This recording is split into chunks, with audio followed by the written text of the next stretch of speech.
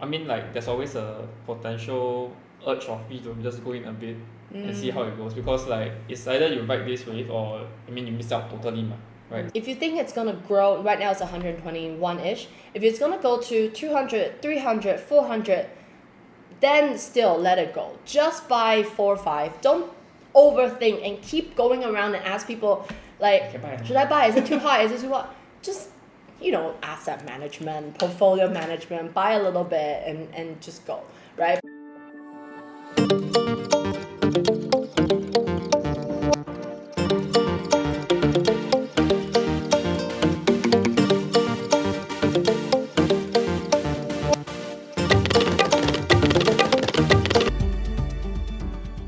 Hello everyone, welcome to our podcast, and today we are doing this third podcast for our channel. And in this special podcast, we have myself, Eric. Tiffany?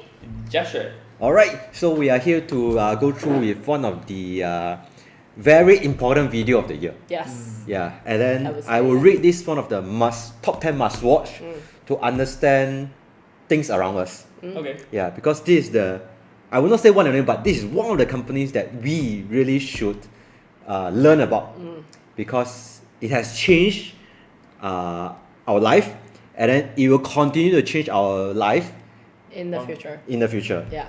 So Not far future, like now future. yeah, now. Yeah. And I really wish that I have learned about that in depth, that sense earlier. Yeah, but I think it's not too late. Never. It's not too late. Never too late. So so maybe you just share what is this video. So this video is NVIDIA CEO Jensen Huang, his keynote speech in Computex 2024. Yes. So just a brief introduction about Computex is one of the largest event in Taiwan, and this year is really important year for Taiwan, and also for NVIDIA, and also for the rest of semicon industry. Yes. Because I don't know how to put it as a Taiwanese, but as a Singaporean, it's like it is quite a unique period whereby it's in between China, US situation. and there's elections, there's China fighter jet around. to me, I find it very interesting. Okay, so last year, Warren Buffett, or the year before that, he invested in TSMC, right? And last year, I was at the BRK. Was it last year? Yes, it was last year. Yeah. I was at the BRK trip, where before the AGM, he sold off pretty much 99% of the shares he owned at TSMC. And the answer that he gave during the AGM was that because the geopolitical relationship between Taiwan and China, so that's why it was too risky, so he sold it off, right? But what So happened? I would think, in my perspective, yes, and this year, January, we had our election, and of course, the tension and the geopolitical situation is supposedly getting, I guess, intense in a sense, right? It's usually right after the election, that's how it happens. But then this Computex, which is right after the new president came on board, and then there was a big fuss, and Jensen and what's her name, AMD's Su Zifeng. yes, Yeah. she also came, and then a lot of the big companies, board director, they also gathered together to talk about like how Taiwan is such a important place for the semiconductor, the chips, the hardware, right? I'm like, as an investor, now I'm confused, right? I'm confused. Yeah. Actually, I pretty much have the same feeling like you. And especially this year, there's a lot of media coverage. Yeah. A lot. So much so that I was thinking, Should we- is this the same group of people that joined Computex 2023? Doesn't it like the same? Yeah. Like, why is this year makes so much difference? Yeah. Why there's so much news coverage on this? And of course, like, if I'm just thinking in Warren Buffett's shoes, I'm American, why I go into this? I will not say shit, but this situation. Yeah, situation. But compared to like Jensen Huang, Sumama, and Yeah. the rest, they are all Taiwanese. Yeah. Yeah, so their personal interest, bias, and Yes. everything that Yeah, for sure. they need to, or they feel like they need to go back and stuff like that. And also the whole ecosystem. Yeah. But the media machine behind, I'm not sure. But definitely one of the things that I received from there is like there's like explosive amounts of coverage on this event. But the reason why we watch this is not the explosive media explosive. It's really about this company and also the things that they are doing previously, right now and in the future. Yeah. So in this specific Jensen Huang keynote, later I will share more about like when we watch it. Is before I watched these keynotes, I did watch a bit of the previous NVIDIA, like their AGM or investors briefing or whatever. I always couldn't appreciate what they do. Why is that the case? I think previously they talk a lot more about the product itself, the specifics on how this product works and stuff like that, which I couldn't really appreciate. It's really technical engineering point of view, like the numbers I couldn't understand. But this specific one, I spent time watching it and I able to watch almost the entire. Wow. Yeah. So it's not as technical as you thought lah. It's not, and especially for people who are new to semicon industry or for people who like to understand about this, I really encourage to start from this than the previous because like some of people like, oh, I want to watch from their initial year and how they work. No. You lost in the deep sea and I don't know what happened. But I think this is a very good video to start. Especially I think Jensen Huang in this video got a lot more storytelling, which I personally prefer. For engineers, you go to the old one, but for me, I start from this slide. Yes. All right. Okay, let's start. Oh. We're watching in 1.71 speed. All right, let's get started. Good take. Okay, you guys ready? Yeah. Everything's within GPUs. And there's so much more than that. This whole keynote's gonna be about that. Okay, so we'll start at the top. Examples of the use cases and then seeing it in action. That's kind of the flow. It's such a compelling story. I'm super nervous about this. Just gotta get in the rhythm. We're 2 weeks away from it. You guys can go really make it great. You should even swing at it. Yeah, that's the plan. I think we need to get daily status on that animation. What do you mean? Because I hear myself. Sorry. What's the drop date for all the videos? It needs to be done on the 28th. Did you get all that? Safe travels, everybody. Super excited to see everyone. See you guys soon. Okay, bye. They kind of promote We're e-buy. basically moving Yeah, as fast that's as the it. world can. So we've got to leap on ourselves. Now the slime, you just have to figure out a way to make it pop. You know what I'm saying? You know what I'm saying? You want to shove, you know, that kind of thing.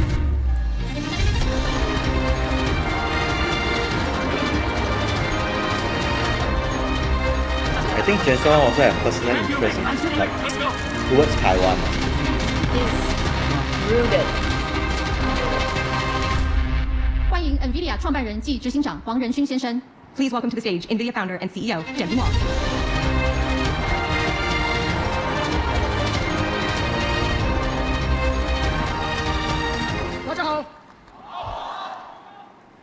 I am very happy to be back.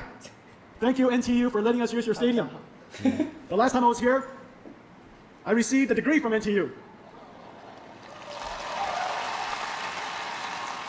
National Taiwan University. And I gave the run, don't walk speech. And today we have a lot Talk to about the cover. venue. So I cannot walk, I must run. We have a lot to cover. I have many things to tell you. I'm very happy to be here in Taiwan. Taiwan is the home of our treasured partners. This is, in fact, where everything NVIDIA does begins. Our partners and ourselves take it to the world. Taiwan and our partnership has created the world's AI infrastructure. Today, I want to talk to you about several things. One, what is happening and the meaning of the work that we do together? What is generative AI? What is its impact on our industry and on every industry? A blueprint for how we will go forward and engage this incredible opportunity. And what's coming next? Generative AI and its impact, our blueprint, and what comes next. These are really exciting times. A restart of our computer industry, an industry that you have forged, an industry that you have created, and now you're prepared for the next major journey. But before we start, NVIDIA lives at the intersection of computer graphics, simulations, and artificial intelligence. This is our soul. Everything that I show you today is simulation. It's math, it's science, it's computer science, it's amazing computer architecture. None of it's animated, and it's all homemade. This is NVIDIA's soul, and we put it all into this virtual world we call Omniverse. Please enjoy. Omniverse. I love Omniverse.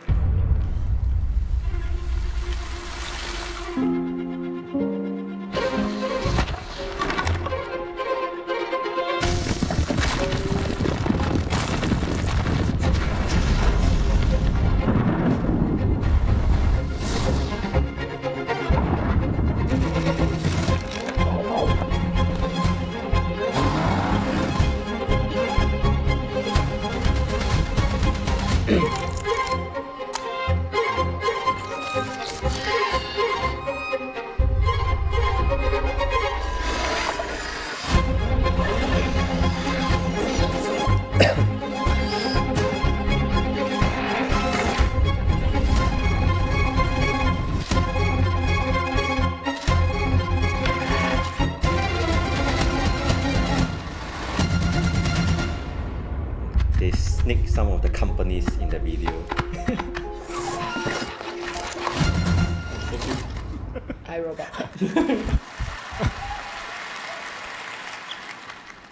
溫到這裡拍廣告。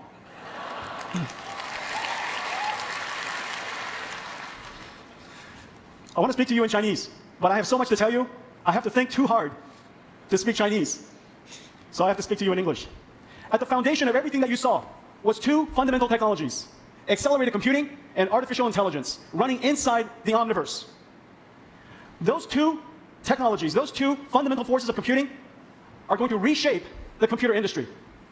The computer industry is now some 60 years old. In a lot of ways, everything that we do today was invented the year after my birth, in 1964. The IBM System 360 introduced central processing units, general purpose computing, the separation of hardware and software through an operating system, multitasking, I/O subsystems, DMA, all kinds of technologies that we use today, architectural compatibility, backwards compatibility, family compatibility, all of the things that we know today about computing largely described in 1964. Of course, the PC revolution democratized computing and put it in the hands and the houses of everybody. And then in 2007, the iPhone introduced mobile computing and put the computer in our pocket. Ever since, everything is connected and running all the time through the mobile cloud. This last 60 years, we saw several, just several, not that many actually, 2 or 3 major technology shifts. 2 or 3 tectonic shifts in computing, where everything changed. And we're about to see that happen again. There are 2 fundamental things that are happening. The first is that the processor, the engine by which the computer industry runs on, the central processing unit, the performance scaling has slowed tremendously. And yet, the amount of computation we have to do is still doubling very quickly, exponentially. If processing requirement, if the data that we need to process continues to scale exponentially, but performance does not, we will experience computation inflation. And in fact, we're seeing that right now as we speak. The amount of data center power that's used all over the world is growing quite substantially.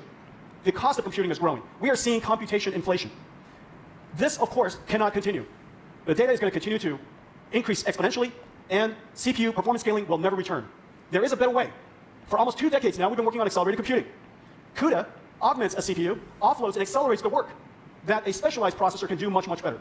In fact, the performance is so extraordinary that it is very clear now, as CPU scaling has slowed and eventually substantially stopped, we should accelerate everything. I predict that every application that is processing intensive will be accelerated, and surely every data center will be accelerated in the near future. Now, accelerated computing is very sensible. It's very common sense. If you take a look at an application, and here, the 100T means 100 units of time. It could be 100 seconds, it could be 100 hours, and in many cases, as you know, we're now working on artificial intelligence applications that run for 100 days. The 1T is code that requires sequential processing, where single-threaded CPUs are really quite essential. Operating systems, control logic, really essential to have one instruction executed after another instruction. However, there are many algorithms, computer graphics is one, that you can operate completely in parallel. Computer graphics, image processing, physics simulations, combinatorial optimizations, graph processing, database processing, and of course, the very famous linear algebra of deep learning. There are many types of algorithms that are very conducive to acceleration through parallel processing. So we invented an architecture to do that. By adding the GPU to the CPU, the specialized processor can take something that takes a great deal of time and accelerate it down to something that is incredibly fast. And because the 2 processors can work side by side, they're both autonomous and they're both separate, independent that is, we can accelerate what used to take 100 units of time down to 1 unit of time. Well, the speed up is incredible. It almost sounds unbelievable. It almost sounds unbelievable. But today I'll demonstrate many examples for you. The benefit is quite extraordinary. 100 times speed up, but you only increase the power by about a factor of 3. And you increase the cost by only about 50%. We do this all the time in the PC industry. We add a GPU, a $500 GPU, GeForce GPU, to a $1,000 PC, and the performance increases tremendously. We do this in a data center. $1 billion data center. We add $500 million worth of GPUs, and all of a sudden, it becomes an AI factory. This is happening all over the world today. Well, the savings are quite extraordinary. You're getting 60 times performance per dollar. 100 times speed up, you only increase your power by 3x. 100 times speed up, you only increase your cost by 1.5x. The savings are incredible. Wow. The savings are measured in dollars. It is very clear that many, many companies spend hundreds of millions of dollars processing data in the cloud. If it was accelerated, it is not unexpected that you could save hundreds of millions of dollars. Now, why is that? Well, the reason for that is very clear. We've been experiencing inflation for so long in general purpose computing. Now that we finally determined to accelerate, there's an enormous amount of captured loss that we can now regain. A great deal of captured, retained waste that we can now relieve out of the system, and that will translate into savings. Savings of money, savings in energy. And that's the reason why you've heard me say, the more you buy, the more you save. The more you save. And now I've shown you the mathematics. It is not accurate, but it is correct. Okay, that's called CEO math. CEO math is not accurate, but it is correct. The more you buy, the more you save. Well, accelerated computing does deliver extraordinary results, but it is not easy. Why is it that it saves so much money, but people haven't done it for so long? The reason for that is because it's incredibly hard. There is no such thing as a software that you can just run through a C compiler, and all of a sudden, that application runs 100 times faster. That is not even logical. If it was possible to do that, they would have just changed the CPU to do that. You, in fact, have to rewrite the software. That's the hard part. The software has to be completely rewritten so that you could refactor, re-express the algorithms that was written on a CPU so that it could be accelerated, offloaded, accelerated, and run in parallel. That computer science exercise is insanely hard. Well, we've made it easy for the world over the last 20 years. Of course, the very famous cuDNN, the deep learning library that processes neural networks. We have a library for AI physics that you could use for fluid dynamics and any other applications where the neural network has to obey the laws of physics. We have a great new library called Ariel that is a CUDA-accelerated 5G radio so that we can software-define and accelerate the telecommunications networks the way that we've software-defined the world's networking internet. And so the ability for us to accelerate that allows us to turn all of telecom into essentially the same type of platform, a computing platform, just like we have in the cloud. cuLitho is a computational lithography platform that allows us to process the most computationally intensive parts of chip manufacturing, making the mask. TSMC is in the process of going to production with cuLitho, saving enormous amounts of energy and enormous amounts of money. But the goal for TSMC is to accelerate their stack so that they're prepared for even further advances in algorithm and more computation for deeper and deeper narrow and narrow transistors. Parabricks is our gene sequencing library. It is the highest throughput library in the world for gene sequencing. CoOpt is an incredible library for combinatorial optimization. Route planning optimization, the traveling salesman problem, incredibly complicated.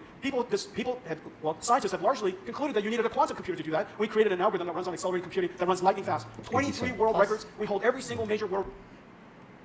This one I also want to ask JiaXuan because JiaXuan did look into quantum computing before. For a bit, yeah. Like what I learned from here is they use NVIDIA GPU to simulate quantum computing. So one of the problem about quantum computing is all the equipment and stuff it's very fragile. You cannot move. You have to be in a single kind of machine, cooler kind of thing. So in order for quantum computing to keep on do all this kind of testing, right, you need to spend a lot of money. Okay. So instead of using the quantum computing, the thing, right, they use GPU to simulate it. Oh. Yeah. So this is what he was saying. Yeah. And then I was thinking if GPU can simulate that, right, then there's no need for. Then why we still need quantum computing? So this is the thing whereby I couldn't appreciate in that sense. Okay. Yeah, because in the end of the day, it's what he said, your performance per dollar. So if your performance per dollar makes sense, then people will go into quantum computing in that angle. Yeah. But if GPU can really do that, would it affect the progress of quantum computing? Wow. I think it may, because quantum is still it's a work in progress, right? It's not really proven per se, right? Although some people say that some company or some product works.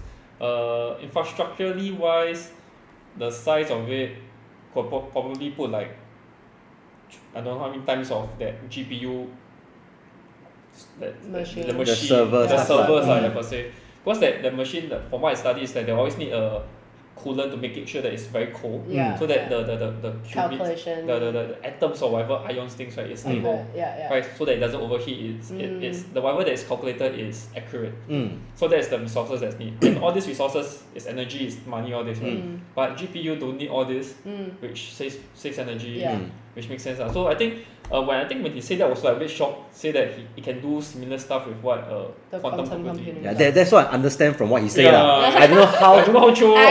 how accurate I am, or how correct I am on this. Yeah. Yeah. At least that's what I heard from a person who doesn't have any engineering background. Yeah. But to hear your conversation, that is something that we can look into. I mean, is there like a halfway? So for example, what he's meant is that it's similar to a quantum computing. It can do maybe half of its work, but not rather like full on board with the quantum computing, because the quantum computing, like you said, is still a theory. Okay, not a theory Work in yet. progress. Yeah, work in progress. Yeah. So in order for us to have the quantum computing effect, maybe half of its effect, you can achieve it with GPU, then you can pretty much speed up the technology to use something that is similar.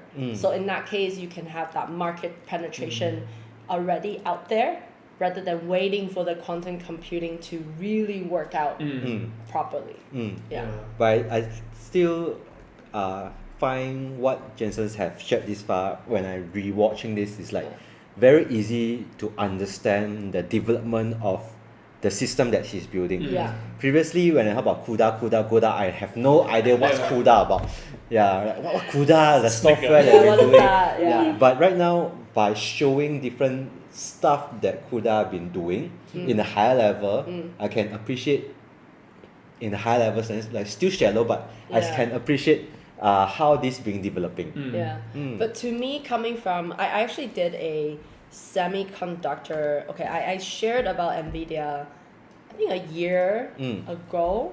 I think Because 2 years ago, 2 years ago, because at that time we were all talking about metaverse, right? So when metaverse was the topic, of course, remember there's somebody who drew the 7 layers of metaverse, right? From the infrastructure all the way up to the user experience. So coming from that perspective, I actually did a research on NVIDIA at that time. Okay, so whoever saw that, you should have, I hope you did invest in NVIDIA. But anyways, so that time, NVIDIA was not the big topic. Because NVIDIA, doing GPU, everybody was kind of confused and whatever. So it was just a hype on metaverse. Anyways, I did a comprehensive, I'm not engineering background. So for me to do a research on semiconductor, to even talk about what it does, it was quite difficult. Yeah. But today, I have to say though, with a lot of stories mixed, I get it more than the amount of time that I put into doing that work. Yeah, this is a good video. For those of you who wants to study this industry, you should watch. See, this is how I start the video also. Okay, let's continue. Okay. Record today. cuQuantum is an emulation system for a quantum computer. If you want to design a quantum computer, you need a simulator to do so. If you want to design quantum algorithms, you need a quantum emulator to do so. How would you do that? How would you design these quantum computers, create these quantum algorithms, if the quantum computer doesn't exist? Well, you use the fastest computer in the world that exists today. And we call it, of course, NVIDIA CUDA. And on that, we have an emulator that simulates quantum computers. It is used by several 100,000 researchers around the world. It is integrated into all the leading frameworks for quantum computing, and is used in scientific supercomputing centers all over the world. cuDF is an unbelievable library for data processing. Data processing consumes the vast majority of cloud spend today. All of it should be accelerated. cuDF accelerates the major libraries used in the world. Spark, many of you probably use Spark in your companies. Pandas, a new one called Polar, and of course, NetworkX, which is a graph processing database library. And so these are just some examples. There's so many more. Each one of them had to be created so that we can enable the ecosystem to take advantage of accelerated computing. If we hadn't created cuDNN, CUDA alone wouldn't have been possible for all of the deep learning scientists around the world to use. Because CUDA and the algorithms that are used in TensorFlow and PyTorch, the deep learning algorithms, the separation is too far apart. It's almost like trying to do computer graphics without OpenGL. It's almost like doing data processing without SQL. These domain-specific libraries are really the treasure of our company. We have 350 of them. These At least I libraries, still what it know takes, SQL. and what it's made possible for us to have such open so many markets. I'll show you some other examples today. Well, just last week, Google announced that Pause. they put CUDA Sorry, I in the wanna ask cloud. something. And Yeah. Question. After you watch this, right, up until now, do you still see NVIDIA as just purely a hardware design company? Hardware design company. No, semicon design, so GPU design or hardware. Like, okay, so for example, like, you know how Tesla, Elon says that if you see Tesla as just a car manufacturer, then you shouldn't invest in Tesla. In that sense, where he perceive his company as a AI company rather than a hardware car building manufacturing company, right? So a lot of people would, of course, yes, NVIDIA still does design on how to make sure GPU can process, you know, a lot faster and having that infrastructure there. So do you now see, do you then now see NVIDIA a bit different? Because now if I am not a huge engineering hardware person, me listening to this will be thinking that, okay, actually NVIDIA is not purely, it has the brain, the technology to do the infrastructure, but on top of it, it's now moving into including an infrastructure software sort of sector now, Yeah. right? Yeah. Okay, so from what I understand, because I went to some of the, because right now we are at ACE, so I went to one of the NVIDIA session, yeah. which I couldn't understand what they talk, but they do shit about the software, They go around, software stuff. Around. So I can see that they are building software on top of their hardware. Right. So it's like they are building the ecosystem per se. Yes. But from what I understand, it's not a must to use NVIDIA software on top of NVIDIA chips. Yeah, but I can see that why they are doing this, because if you use NVIDIA so-called ecosystem software code, it will be more efficient in that sense that you can because everything is all built. You can make the best out of the NVIDIA chip. I can appreciate that. But whether or not, if right now I'm using NVIDIA chip but use other code, does it make a huge difference? This one I don't know. Or the same software can it work on AMD? This one I don't know. So this is the thing whereby I wouldn't know how does it compare to Tesla when they say they are AI company or whatever company. From what I understand till now, I can only appreciate they are doing or building that directions. But how does it compare to the rest? Still yet to find out. Actually, that brings me to the question. Sorry, I have to divert this to re-asking my own question now. Because when Elon Musk said that, right? Because now I'm asking, a lot of companies are mixed now. They're not purely just software. They're not purely just hardware, right? So Elon Musk said that about, if you invest in Tesla, if you still think that it's a manufacturing company, but if you look at the revenue, right, that comes into a big part still. It's a big part. It's still their revenue model. Yeah. So coming back to NVIDIA, the biggest part of revenue still comes from their chips. So, I mean, that's my question into, you know, what does the CEO do? What is the founder's vision, right? Into really making it into like a software, or is it no? It's just how, as an investor, I mean, thinking about it, I mean, the revenue stream and how they want to build a company, there's still a I wouldn't call it a gap, but like a mile to reach where they envision. I think one of the big difference that I can see and appreciate between Tesla and NVIDIA is the product that Tesla create or build doesn't make a huge differentiation from the rest of the like car manufacturer. Like for car, basically it's still quite similar in that sense. True. But from what I appreciate from NVIDIA chips right now, their performance are really different from CPUs. So that's why their product have an edge. In that sense, the product would come into the space of the data cloud CPU because they have better performance, far more better performance. True. It's like you comparing a car. Let's say if your car is really different from the rest of the car, then you can tell other people that, okay, don't consider us like just a regular And then why I think that is important, because it build up the cash power, build up the yeah. chest Yes. for them to go into software. Yes, yes, Yeah. true. So right now Tesla, they are being beaten in the sense whereby all the direct car manufacturers Yeah. are coming in Yes, and with they have put EV. in so much money, they are Yeah. spending so much money. Yeah. If the revenue doesn't come in, Yeah. we will so-called take away their ability to do the other creative stuff. True.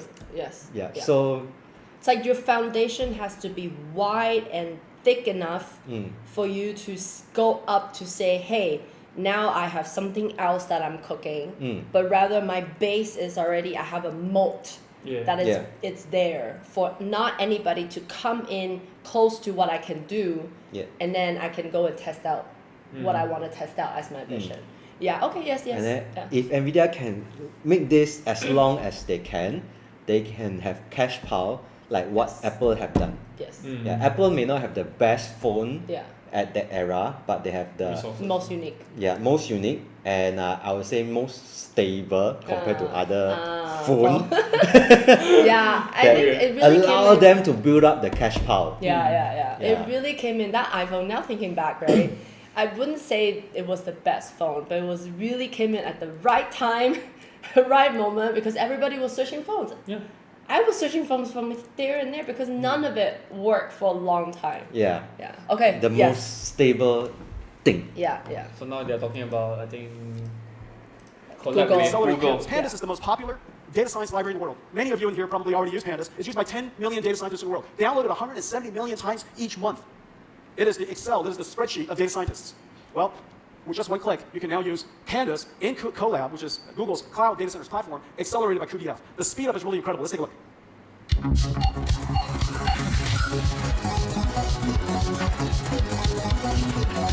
It looks more impressive in 1.75. Yeah. When you accelerate data processing that fast, demos don't take long. We are accelerating the accelerated achieved process. what people call the tipping point.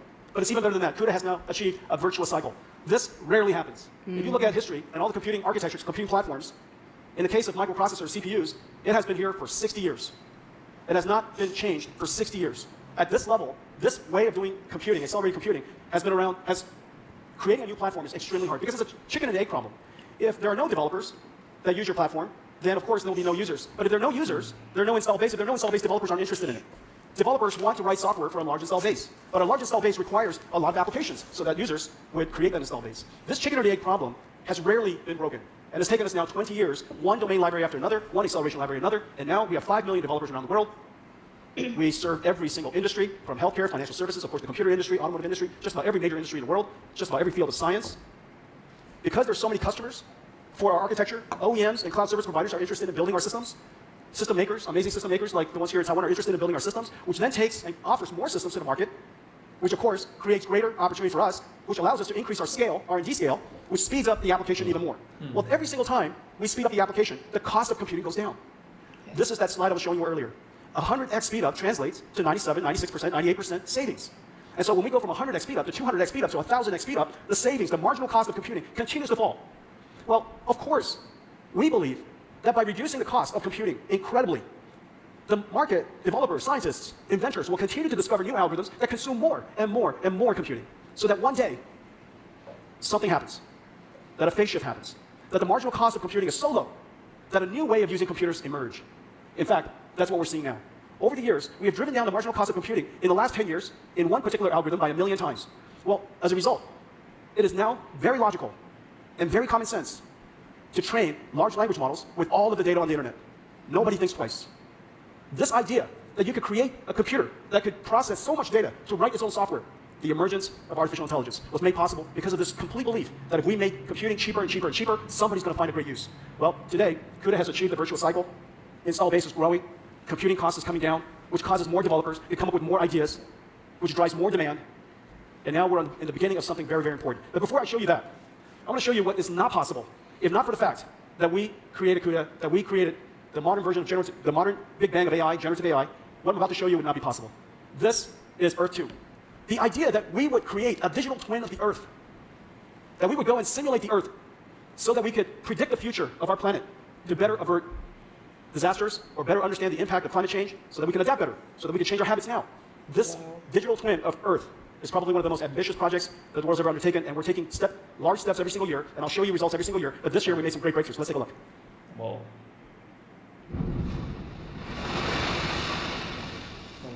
On Monday, the storm will veer north again and approach Taiwan. There are big uncertainties regarding its path. Different paths will have different levels of impact on Taiwan. 想象一个我们能够预测未来的世界，数位孪生反映真实情况的虚拟世界，让我们看见未来。数位孪生是一种反映真实世界的虚拟模型，让我们能够从今天的行为来预测对未来世界的影响。介绍一下 NVIDIA Earth 2，一个利用 AI、物理模拟和电脑图形技术来预测全球气候的数位孪生。Computex 是 NVIDIA 的生成式 AI 模型，它在 WRF 数值模拟的基础上训练而成，能够以12倍更高的解析度生成天气模式，从25公里提高到2公里，这代表了区域天气预测的一个巨大飞跃。令人惊讶的是 ，Computex AI 比传统的物理模拟方法快1000倍，且能源效率高3000倍。在台湾的中央气象局使用这些模型来更精确地预测台风登陆点。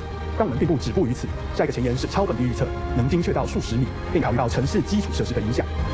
Computex AI 还在使用像是 PAL 生成的高解析度数据进行训练，一个极高解析度的物理模型，用于模拟大气和海洋边界层。当与天气模拟风场结合一起时，它可以模拟建筑物周围的气流。当及强风汇聚的情况，我们预计能够预测像下冲这样的现象。当强风汇聚到街道层，会有可能造成损坏并影响行人。NVIDIA Earth 2是一个绝佳范例，它融合了人工智慧、物理模拟和观测数据，可以帮助国家和公司预见未来，并应对极端天气的影响。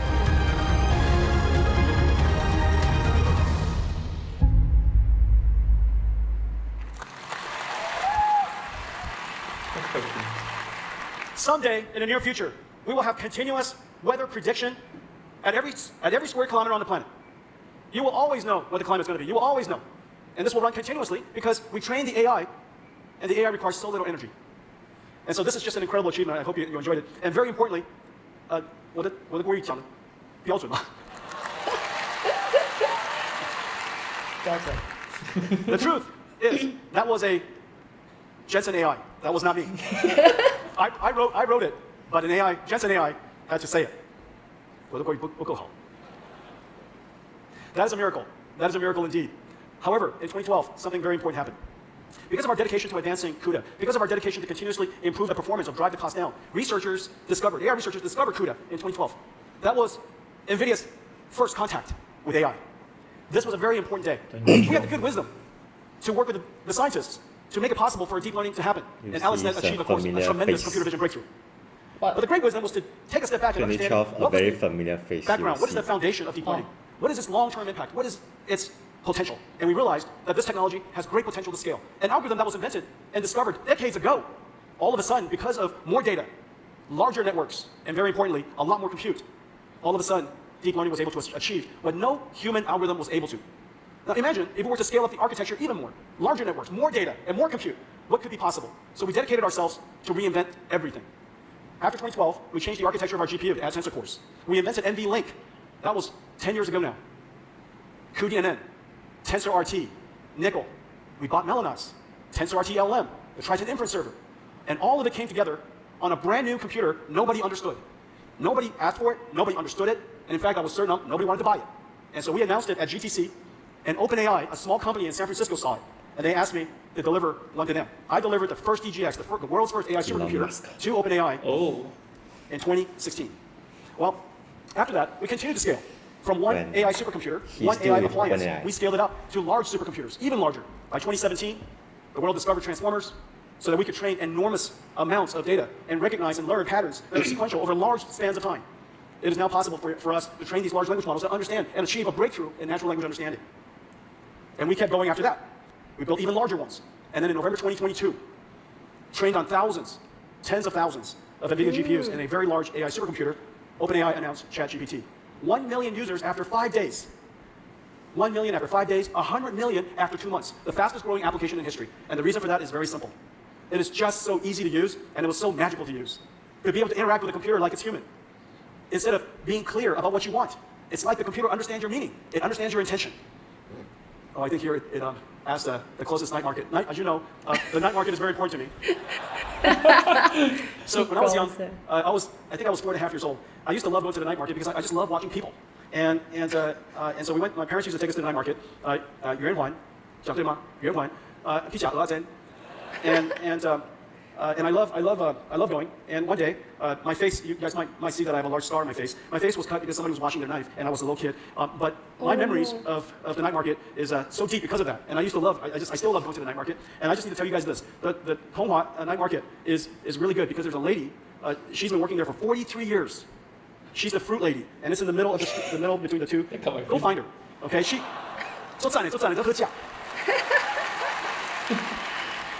She's really terrific. I think it would be funny after this, all of you go to see her. Yeah. Every year she's doing better and better. Her card has improved, and I just love watching her succeed. Anyways, ChatGPT came along, and something is very important in this slide. Here, let me show you something. Elon Musk. This slide, okay, and this slide. The fundamental difference is this. Until ChatGPT revealed it to the world, AI was all about perception, natural language understanding, computer vision, speech recognition. It's all about perception and detection. This was the first time the world saw a generative AI. It produced tokens, one token at a time. And those tokens were words. Some of the tokens, of course, could now be images, or charts, or tables, songs, words, speech, videos. Those tokens could be anything. Anything that you can learn the meaning of. It could be tokens of chemicals, tokens of proteins, genes.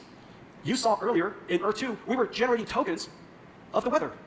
We can learn physics. If you can learn physics, you can teach an AI model physics. The AI model can learn the meaning of physics, and it can generate physics. We were scaling down to 1 kilometer, not by using filtering, it was generating. And so we can use this method to generate tokens for almost anything of value. We can generate steering wheel control for a car. We can generate articulation for a robotic arm. Everything that we can learn, we can now generate. We have now arrived, not at the AI era, but a generative AI era. But what's really important is this. This computer that started out as a supercomputer has now evolved into a data center, and it produces one thing. It produces tokens. It's an AI factory. This AI factory is generating, creating, producing something of great value, a new commodity. In the late 1890s, Nikola Tesla invented an AC generator. We invented an AI generator. The AC generator generated electrons.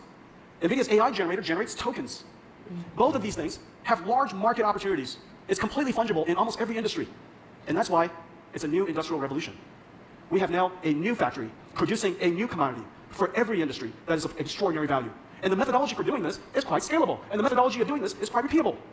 Notice how quickly so many different AI models, generative AI models, are being invented, literally daily. Every single industry is now piling on. For the very first time, the IT industry, which is $3 trillion, $3 trillion IT industry, is about to create something that can directly serve $100 trillion of industry. No longer just an instrument for information storage or data processing, but a factory for generating intelligence for every industry. This is going to be a manufacturing industry. Not a manufacturing industry of computers, but using the computers in manufacturing. This has never happened before. Quite an extraordinary thing. What started with accelerated computing, led to AI, led to generative AI, and now an industrial revolution. Now the impact to our industry is also quite significant. Of course, we could create a new commodity, a new product we call tokens for many industries, but the impact to ours is also quite profound. For the very first time, as I was saying earlier, in 60 years, every single layer of computing has been changed. From CPUs, general purpose computing, to accelerated GPU computing, where the computer needs instructions, now computers process LLMs, large language models, AI models. And whereas the computing model of the past is retrieval-based, almost every time you touch your phone, some pre-recorded text or pre-recorded image or pre-recorded video is retrieved for you and recomposed based on a recommender system and presented to you based on your habits.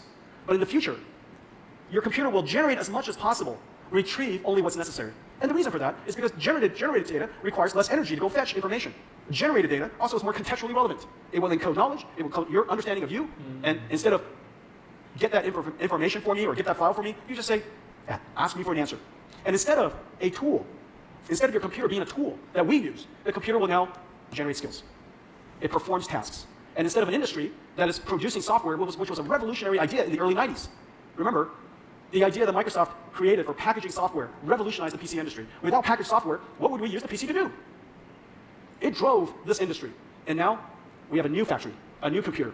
And what we will run on top of this is a new type of software. And we call it NIMS, NVIDIA Inference Microservices.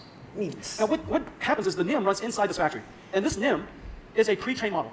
It's an AI. This is the this AI more is, of course, thing about this. quite complex in itself. But the computing stack that runs AIs are insanely complex. When you go and use ChatGPT, underneath their stack is a whole bunch of software. Underneath that prompt is a ton of software. And it's incredibly complex because the models are large. Billions to trillions of parameters. It doesn't run on just one computer, it runs on multiple computers. It has to distribute the workload across multiple GPUs, tensor parallelism, pipeline parallelism, data parallelism, all kinds of parallelism, expert parallelism, all kinds of parallelism. Distributing the workload across multiple GPUs, processing it as fast as possible, because if you're in a factory, if you run a factory, your throughput directly correlates to your revenues. Your throughput directly correlates to quality of service, and your throughput directly correlates to the number of people who can use your service. We are now in a world where data center throughput, utilization, is vitally important. It was important in the past, but not vitally important. It was important in the past, but people don't measure it. Today, every parameter is measured. Start time, uptime, utilization, throughput, idle time, you name it. Because it's a factory. When something's a factory, its operations directly correlate to the financial performance of the company. And so we realized that this is incredibly complex for most companies to do. So what we did was we created this AI in a box. And the containers, incredible amounts of software. Inside this container is CUDA, cuDNN, TensorRT, Triton for inference services. It is cloud native so that you can auto scale in a Kubernetes environment. It has management services and hooks so that you can monitor your AIs. It has common APIs, standard APIs, so that you can literally chat with this box. You download this NIM and you can talk to it. So long as you have CUDA on your computer, which is now, of course, everywhere. It's in every cloud, available from every computer maker. It is available in hundreds of millions of PCs. When you download this, you have an AI and you can chat with it like ChatGPT. All of the software is now integrated. 400 dependencies, all integrated into one. We tested this NIM, each one of these pre-trained models, against our entire install base that's in the cloud, all the different versions of Pascal and Amperes and Hoppers, and all kinds of different versions. I even forget some. NIMs, incredible invention. This is one of my favorites. And of course, as you know, we now have the ability to create large language models and pre-trained models of all kinds. And we have all of these various versions, whether it's language-based or vision-based or imaging-based, or we have versions that are available for healthcare, digital biology. We have versions that are digital humans that I'll talk to you about. And the way you use this, just come to ai.nvidia.com. And today we just posted up in Hugging Face the Llama 3 NIM, fully optimized. It's available there for you to try. And you can even take it with you. It's available to you for free. And so you could run it in the cloud, run it in any cloud. You could download this container, put it into your own data center, and you could host it, make it available for your customers. We have, as I mentioned, all kinds of different domains. Physics, some of it is for semantic retrieval called RAGs, vision languages, all kinds of different languages. And the way that you use it is connecting these microservices into large applications. One of the most important applications in the coming future, of course, is customer service agents. Customer service agents are necessary in just about every single industry. It represents trillions of dollars of customer service around the world. Nurses are customer service agents in some ways. Some of them are non-prescription or non-diagnostics based nurses are essentially customer service. Customer service for retail, for quick service foods, financial services, insurance. Just tens and tens of millions of customer service can now be augmented by language models and augmented by AI. And so these boxes that you see are basically NIMs. Some of the NIMs are reasoning agents.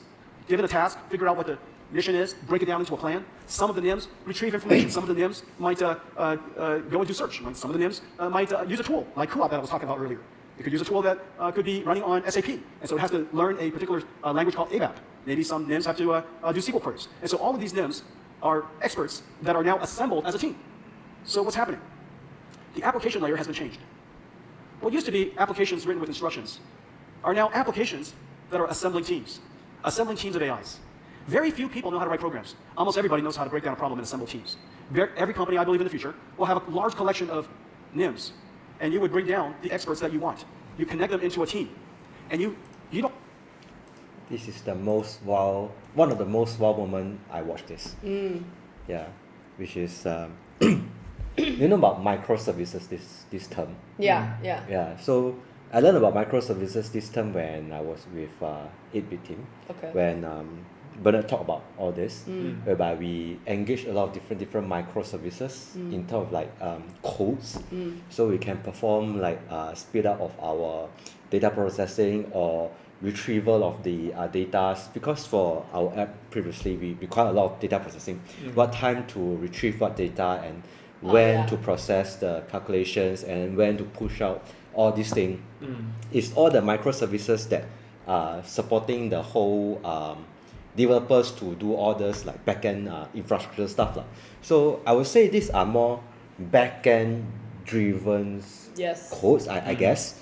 But when he layered it up into a stage, into a layer whereby it's closer to like user like me, I can really see how all the below things string together. So that's why this part like touch me a lot, hit me a lot. Yeah. Hit you. Yeah, because like I learned about this small thing before, and then right now I can see what is going on. Yeah. And right now for us, we are using Descript AI. Yeah, if you are using, if you like to have your video to be scripted in a sense that all the words being Descript, use Descript AI with my code. just kind. But the key important thing is like there's all the AIs that can help us in doing all the processing. Yeah. Which is when he talk about names like a human. Like maybe you need a helper or you need agents, you need someone to help you to process certain stuff. Like is it called, is Descript is the word, like scripting the word? Scripting. It's transcripting. Yeah. Transcripting. So previously we go to a website, we look for people to transcript a video for us, we pay like per minute stuff. It's very costly. Now you don't. Right now we don't really like 96% of energy save or cost saving kind of thing. Like right now it's really, I can see it in that sense. And right now not just transcripting it, like picking the key ideas of the videos. Whereby to form into shots or something. Yeah, previously I don't know how accurate is it. Right now there's this one that I've been using, Opus AI. It's like they pick it so accurately, transcribe it so accurately, whereby it's like video editor. Yeah. Your video editor names. So there's a lot of names that can help persons to run an operation or even a business. Yeah, so right now a solo business owner or solo entrepreneurs, it can be done. Yeah. Which kind of like really brought to me to have this understanding after I watched this lah. Because whenever I listen to other, like listen to Jin say, oh, you can be a solo entrepreneur, it can be easier than yeah, but with the explanations and this depiction of what Jensen's have been done through this keynote, right? It's like, woo, it's like, wow, so visual. So what I got after listening to that was actually, for that past 5 to 10 minutes, there was still a bit of technical terms in like there. tensor, what?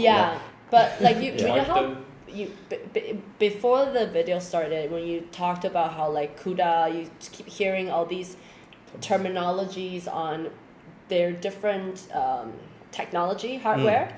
But I even now I'm asking myself, maybe this is what he had in mind even back in like 8 years ago.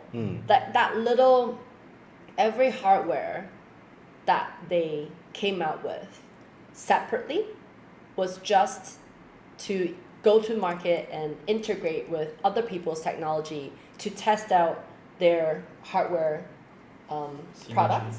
Yeah. But then at the end of the day, maybe this is what maybe not final, but this is probably a midway final product to put them all together to create this NIMS. Yeah. So maybe in 2012, the idea was already there, having with Elon Musk, I mean, maybe he wasn't an idea man, but maybe the talk about AI was already like built up from there. And then, but the next question is, so from a user perspective, right? We don't have to go into all that into understanding the actual infrastructure. Now the question is how to use it, right? Yeah. How to use it in our life so that we're able to create value ourselves. Right? Of course, it comes with other developers coming in to develop tools so that we're able to have new possibility or new opportunity, just like you said, the solopreneur. Right now, we can envision it happening, right? So now it's time for me or for anybody else who's very into wanting to build more value and opportunities in life to learn about using this to move forward. Yeah. So it's like one of the many things is like how to create the agents itself, how to create the names itself, or you leverage on other people's names to create your own unique agents. So these are the things whereby when we are in ACE, I see some of our like friends are doing all those stuff like Ethan or Li Gang. They are leveraging all these like new technologies to create new values. Yeah. So I can appreciate. I don't understand fully, but I can appreciate what they are doing. And for those of you who are thinking now, oh, this is the future. Don't think about the future. This is something. It's already happening. This is like the point where we have to start knowing how to live with AI now. Yeah, like exactly. don't think, oh, there's never an end to a technology, to be honest. But if you want to be midway and standing more towards the front of the line, then this is the time. Unless you're the one that enjoys being, following. Yeah, but if you're sort of, still thinking, it's no, don't think. Don't think anymore. Don't hesitate. I think that's the key point whereby I also felt when I watched this. It's like, wow, it's like one of the things that is in me is like I have to fully understand certain stuff to go into it to like make sure things that come out right and stuff like that. I think that's kind of history. Don't tie yourself down with the burden of understanding everything. For me, I think one of the things that is always on my back of my head is when you keep sharing about this and what you guys have shared, right, is that the AI factory part where it's now becoming a generator of tokens, right, in data. So at the back of my head is like, after these things are created, where is it going to go, right? Because they create, they are here to process and create stuff, right? Then how about storage? Who's the one involved? So at the back of my head is like, the beneficiaries for this whole movements towards AI now is also the storage, cloud storage, for example. And then it comes down to those few companies that is like helping with the reducing the latency and all that, all the distribution stuff. So that's something at the back of my head that potentially, it's a chain effect. They are the back end. They are the, to me now, the infrastructure supporting the whole AI besides NVIDIA's GPU stuff, right, is cloud storage. Because now you have to collaborate with researchers, software engineers around the world, right? So now connectivity is the main thing. So then I think you hit the point, and actually I have a small talk and discussion in terms of storage with Kevin. He shared me a company that can look into. So check out the video. Exactly, when a new industry or new technology that really revolutionized a new industry, that's where the new industry have its own chain. Right? Now it's regrouping again. So regrouping doesn't mean that, of course there will be a large company that's still involved, but there will be smaller companies that might eventually IPO, then go to the market. Okay. Alright, let's continue. Cool. You don't even have to figure out exactly how to connect them. You just give the mission to an agent, to a NIM to figure out who to break the task down and who to give it to. And that central, the leader of the application, if you will, the leader of the team, would break down the task and give it to the various team members. The team members would perform their task, bring it back to the team leader would reason about that, and present the information back to you. Just like humans. This is in our near future. This is the way applications are going to look. Now, of course, we could interact with these AI services with text prompts and speech prompts. However, there are many applications where we would like to interact with what is otherwise a human-like form. We call them digital humans. NVIDIA has been working on digital human technology for some time. Let me show it to you. And before I do that, hang on a second. Before I do that, okay, digital humans has the potential of being a great interactive agent with you. They make much more engaging. They can be much more empathetic. And of course, we have to cross this incredible chasm, this uncanny chasm of realism, so that the digital humans would appear much more natural. This is, of course, our vision. This is a vision of where we love to go. But let me show you where we are. Great to be in Taiwan. Before I head out to the night market, let's dive into some exciting frontiers of digital humans. Imagine a future where computers interact with us just like humans can. Hi, my name is Sophie, and I'm a digital human brand ambassador for Uni. This is the incredible reality of digital humans. Digital humans will revolutionize industries, from customer service to advertising and gaming. The possibilities for digital humans are endless. Using the scans you took of your current kitchen with your phone, they will be AI interior designers, helping generate beautiful photorealistic suggestions and sourcing the materials and furniture. we have generated several design options for you to choose from. They'll also be AI customer service agents, making the interaction more engaging and personalized. Or digital healthcare workers who will check on patients, providing timely, personalized care. I did forget to mention to the doctor that I am allergic to penicillin. Is it still okay to take the medication? The antibiotics you've been prescribed, ciprofloxacin and metronidazole, don't contain penicillin, so it's perfectly safe for you to take them. And they'll even be AI brand ambassadors, setting the next marketing and advertising trends. Hi, I'm Ima, Japan's first virtual model. New breakthroughs in generative AI and computer graphics let digital humans see, understand, and interact with us in human-like ways. From what I can see, it looks like you're in some kind of recording or production setup. The foundation of digital humans are AI models built on multilingual speech recognition and synthesis, and LLMs that understand and generate conversation. 你们部落有什么特别的习俗吗？我们有丰富的祭祀仪式和传统舞蹈，还有对大自然的崇拜。The AIs connect to another generative AI to dynamically animate a lifelike 3D mesh of a face. And finally, AI models that reproduce lifelike appearances, enabling real-time path-traced subsurface scattering to simulate the way light penetrates the skin, scatters, and exits at various points, giving skin its soft and translucent appearance. NVIDIA ACE is a suite of digital human technologies packaged as easy-to-deploy, fully optimized microservices or NIMs. Developers can integrate ACE NIMs into their existing frameworks, engines, and digital human experiences. Nemotron SLM and LLM NIMs to understand our intent and orchestrate other models. Riva Speech NIMs for interactive speech and translation. Audio to face and gesture NIMs for facial and body animation. And Omniverse RTX with DLSS for neural rendering of skin and hair. ACE NIMs run on NVIDIA GDN, a global network of NVIDIA accelerated infrastructure that delivers low-latency digital human processing to over 100 regions. Yeah. China. 好吧 Okay, hold on, pause. So scary. No Russia, no China. First of all, more than 100 countries, that's almost half of the world. Secondly, I don't know, kind of, yeah. Not that it's scary. I can see I can definitely see 200% of the outcome and benefits of having that, right? But also it is also another point is to think of, you know, what can human do? Actual humans do now. Thinking of that as right? well. Like what is our Relevancy. what are our strengths? Right? That's different from data processing, human, right? AI. I mean, it can do so much processing already and reasoning, right? So what is humans needed for? Well, that is very very straightforward. We are needed, but what is the difference? Yeah. Okay. We'll see. No thoughts. Okay. Let's continue. Quite scary. Daunting, not scary.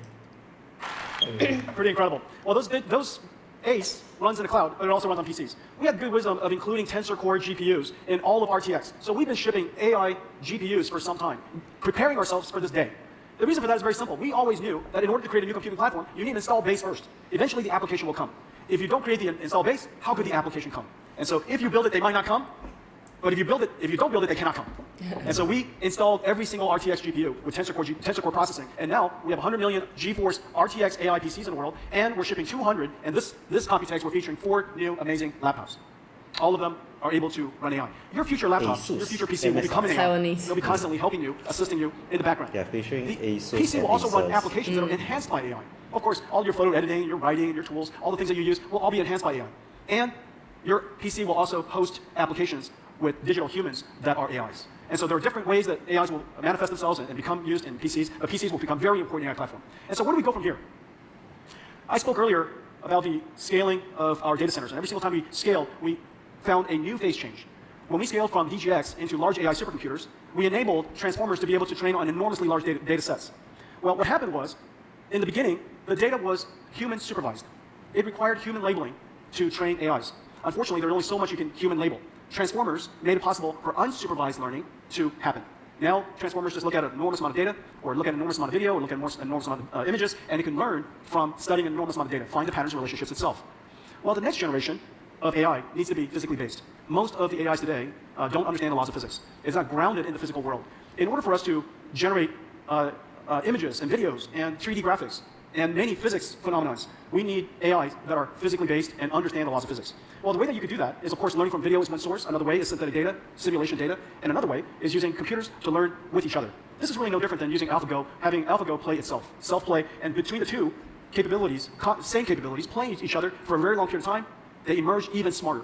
And so you're going to start to see this type of AI emerging. Well, if the AI data is synthetically generated and using reinforcement learning, it stands to reason that the rate of data generation will continue to advance. And every single time data generation grows, the amount of computation that we have to offer needs to grow with it. We are about to enter a phase where AIs can learn the laws of physics and understand and be grounded in physical world data. And so we expect that models will continue to grow. And we need larger GPUs. Well, Blackwell was designed for this generation. This is Blackwell. And has several very important technologies. One, of course, is just the size of the chip. We took two of the largest, a chip that is as large as you can make it at TSMC, and we connected two of them together with a 10 terabytes per second link between. Wow. The world's most advanced SerDes connecting these two together.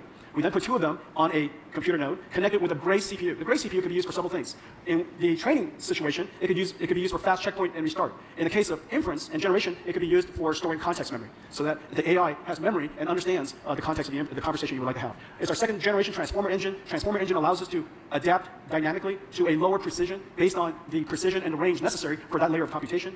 This is our 2nd generation GPU that has secure AI, so that you could ask your service providers to protect your AI from being either stolen, from theft, or tampering. This is our 5th generation NVLink.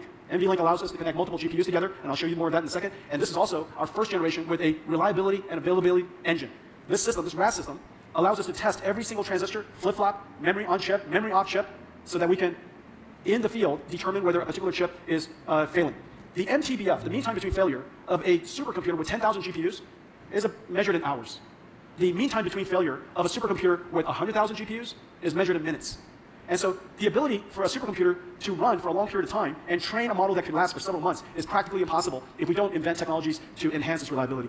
Reliability would, of course, enhance its uptime, which directly affects the cost. MTBF. And then lastly, decompression engine. Data processing is one of the most important things we have to do. We added a data compression engine, decompression engine, so that we can pull data out of storage 20 times faster than what's possible today. Well, all of this represents Blackwell. I think we have one here that's in production. During GTC, I showed you Blackwell in the prototype state. The other side? This is why we practice.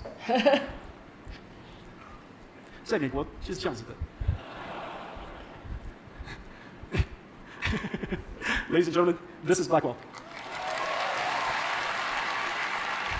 Blackwell is in production. Incredible amounts of technology. This is our production board. This is the most complex, highest performance computer the world's ever made. This is the Gray CPU. And these are, you can see each one of these Blackwell dies, 2 of them connected together. You see that? It is the largest die, the largest chip the world makes. And then we connect 2 of them together with a 10 terabyte per second link. Okay, and that makes the Blackwell computer. And the performance is incredible. Take a look at this. So you see our the computational, the flops, the AI flops for each generation. Wow. Just increased by 1,000 times in 8 years. Intel. Yeah. Moore's law in 8 years. Intel works in Moore's law. Is something along the lines of, I don't know, maybe 40, 60. And in the last 8 years, Moore's law has gone a lot less. And so, just to compare, even Moore's law is best of times compared to what Blackwell could do. So the amount of computations is incredible. And whenever we bring the computation high, the thing that happens is the cost goes down. And I'll show you. What we've done is we've increased, through this computational capability, the energy used to train a GPT-4, 2 trillion parameter, 8 trillion tokens. The amount of energy that is used has gone down by 350 times. Wow. Well, Pascal would have taken 1,000 gigawatt hours. 1,000 gigawatt hours means that it would take a gigawatt data center. The world doesn't have a gigawatt data center, but if you had a gigawatt data center, it would take a month. If you had a 100 megawatt data center, it would take about a year. And so nobody would, of course, create such a thing, and that's the reason why these large language models, ChatGPT, wasn't possible only 8 years ago. By us driving down the increasing the performance, the energy efficient, while keeping and improving energy efficiency along the way, we've now taken, with Blackwell, what used to be 1,000 gigawatt hours to 3, an incredible advance. 3 gigawatt hours, if it's a 10,000 GPUs, for example, it would only take about 10,000 GPUs, I guess it would take a few days, 10 days or so. So the amount of advance in just 8 years is incredible. Well, this is, for inference, this is token generation. Our token generation performance has made it possible for us to drive the energy down by 45,000 times. Very clear thoughts. 17,000 joules per token, that was Pascal. 17,000 joules is kind of like 2 light bulbs running for 2 days. It would take 2 light bulbs running for 2 days amounts of energy, 200 watts running for 2 days, to generate 1 token of GPT-4. It takes about 3 tokens to generate 1 word. And so the amount of energy used necessary for Pascal to generate GPT-4 and have a ChatGPT experience with you was practically impossible. But now we only use 0.4 joules per token, and we can generate tokens at incredible rates and very little energy. Okay, so Blackwell is just an enormous leap. Well, even so, it's not big enough. And so we have to build even larger machines. And so the way that we build it is called DGX. So this is our Blackwell chips, and it goes into DGX systems. That's why we should practice. So this is a DGX Blackwell. This is air-cooled, has 8 of these GPUs inside. Look at the size of the heat sinks on these GPUs. About 15 kilowatts, 15,000 watts, and completely air-cooled. This version supports x86, and it goes into the infrastructure that we've been shipping hoppers into. However, if you would like to have liquid cooling, we have a new system. Liquid cooling. And this new system is based on this board, and we call it MGX for modular. And this modular system, you won't be able to see this. Can they see this? Can you see this? You can? Are you? Okay. I say. Paiseh. And so this is the NGX system, and here's the two Blackwell boards. So this one node has 4 Blackwell chips. These 4 Blackwell chips, this is liquid cooled. 9 of them, well, 72 of these GPUs are then connected together with a new NVLink. This is NVLink switch 5th generation. And the NVLink switch is a technology miracle. This is the most advanced switch the world's ever made. The data rate is insane.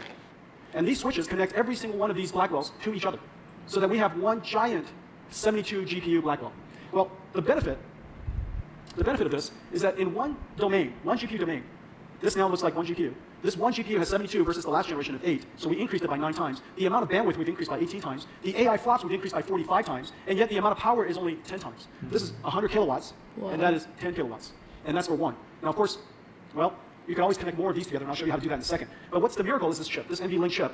People are starting to awaken to the importance of this NVLink chip as it connects all these different GPUs together, because the large language models are so large, it doesn't fit on just one GPU, it doesn't fit on just one node. It's going to take the entire rack of GPUs, like this new DGX that I was just standing next to hold a large language model that are tens of trillions of parameters large. NVLink switch in itself is a technology miracle. It's 50 billion transistors, 74 ports at 400 gigabits each, 4 links, cross-sectional bandwidth of 7.2 terabytes per second. But one of the important things is that it has mathematics inside the switch, so that we can do reductions, which is really important in deep learning, right on the chip. And so this is what a DGX looks like now. And a lot of people ask us, they say, and there's this confusion about what NVIDIA does, and how is it possible that NVIDIA became so big building GPUs? And so there's an impression that this is what a GPU looks like. Now this is a GPU. This is one of the most advanced GPUs in the world, but this is a gamer GPU. But you and I know that this is what a GPU looks like. This is one GPU. Data center. Ladies and gentlemen, DGX GPU. For different purpose. The back of this GPU is the NVLink spine. The NVLink spine is 5,000 wires, 2 miles. And it's right here. This is an NVLink spine. No, I think that one is and it connects 72 GPUs to each other. This is an electrical, mechanical miracle. The transceivers makes it possible for us to drive the entire length in copper. And as a result, this switch, the NVLink switch, driving the NVLink spine in copper, makes it possible for us to save 20 kilowatts in one rack. 20 kilowatts can now be used for processing. Just an incredible achievement. So this is the NVLink spine. Copper because it's a good conductor of electricity, I guess. Wow. 来稳东西的. And even this is not big enough. Even this is not big enough for AI factories, so we have to connect it all together with very high-speed networking. Well, we have 2 types of networking. We have InfiniBand, which has been used in supercomputing and AI factories all over the world. And it is growing incredibly fast for us. However, not every data center can handle InfiniBand because they've already invested their ecosystem in Ethernet for too long. And it does take some specialty and some expertise to manage InfiniBand switches and InfiniBand networks. And so what we've done is we've brought the capabilities of InfiniBand to the Ethernet architecture, which is incredibly hard. And the reason for that is this. Ethernet was designed for high average throughput. Because every single node, every single computer is connected to a different person on the internet, and most of the communications is the data center with somebody on the other side of the internet. However, deep learning and AI factories, the GPUs are not communicating with people on the internet mostly, it's communicating with each other. They're communicating with each other because they're collecting partial products, and they have to reduce it, and then redistribute it. Chunks of partial products, reduction, redistribution. That traffic is incredibly bursty. And it is not the average throughput that matters, it's the last arrival that matters. Because if you're reducing, collecting partial products from everybody, if I'm trying to take all of your, so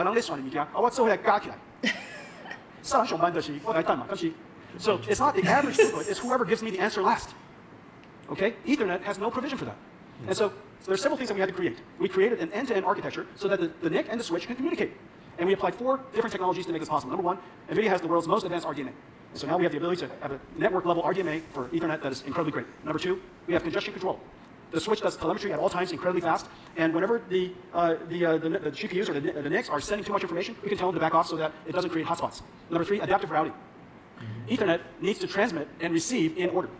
We see congestions, or we see ports that are not currently being used. Irrespective of the ordering, we will send it to the available ports, and Bluefield on the other end reorders it so that it comes back in order. That adaptive routing, incredibly powerful. And then lastly, noise isolation. There's more than one model being trained or something happening in the data center at all times, and their noise and their traffic could get into each other and causes jitter. And so when the noise of one model training causes the last arrival to end up too late, it really slows down the training. Well, overall, remember, you have built a $5 billion or $3 billion data center, and you're using this for training.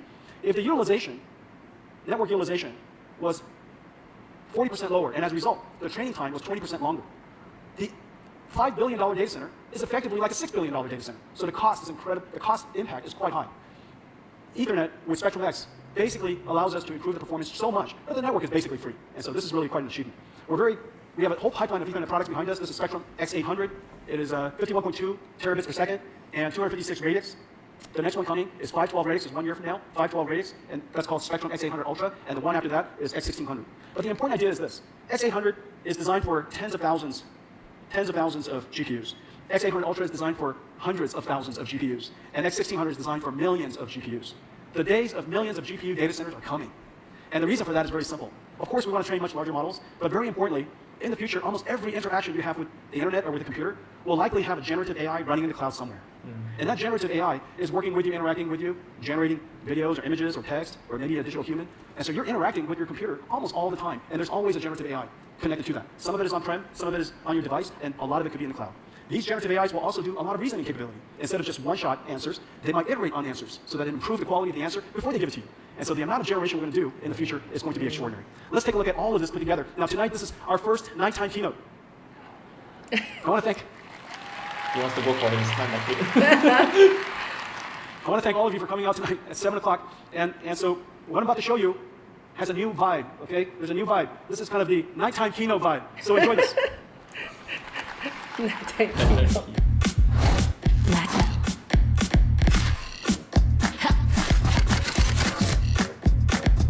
Let's go. Go. Okay.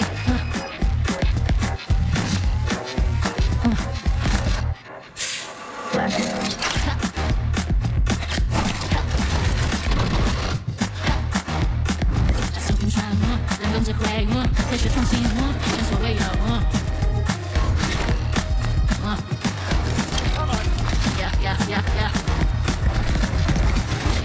Get it out.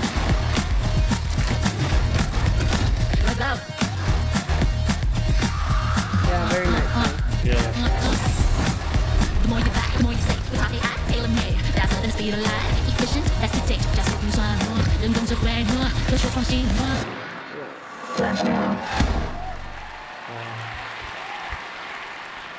Now you can't do that in a morning keynote. I think that style of keynote has never been done in Computex ever. Might be the last. Only NVIDIA can pull off that. Only I can do that. Blackwell, of course, is the first generation of NVIDIA platforms that was launched at the beginning, right as the world knows the generative AI era is here. Just as the world realized the importance of AI factories, just as the beginning of this new industrial revolution. Yeah, Singtel is there. See Singtel.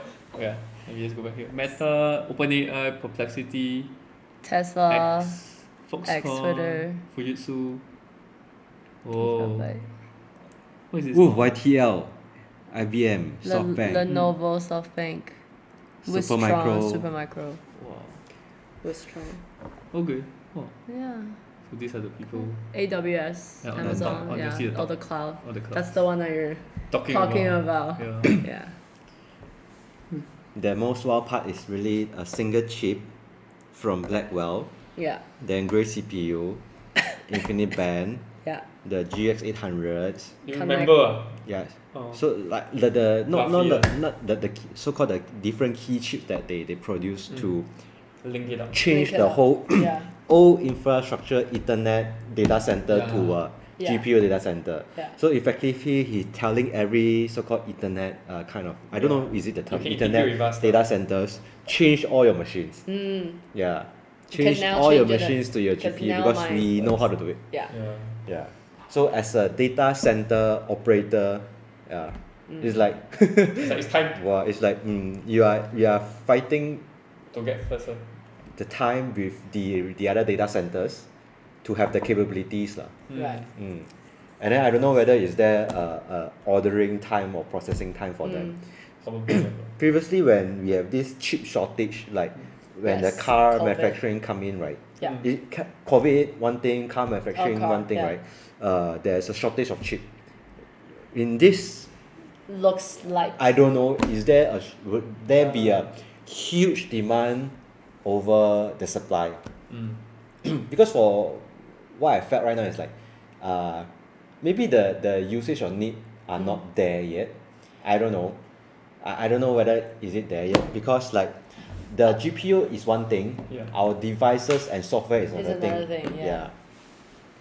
Because right now what I see is not so many companies have the capability to really go about to train so much data. Yeah. I mean, the amount of training, you know, why the big company was able to do this was because it takes a lot of money and manpower and design and brains into actually putting it together. Yeah. So something that is so extreme and big and advanced, I would say that's more on the niche part.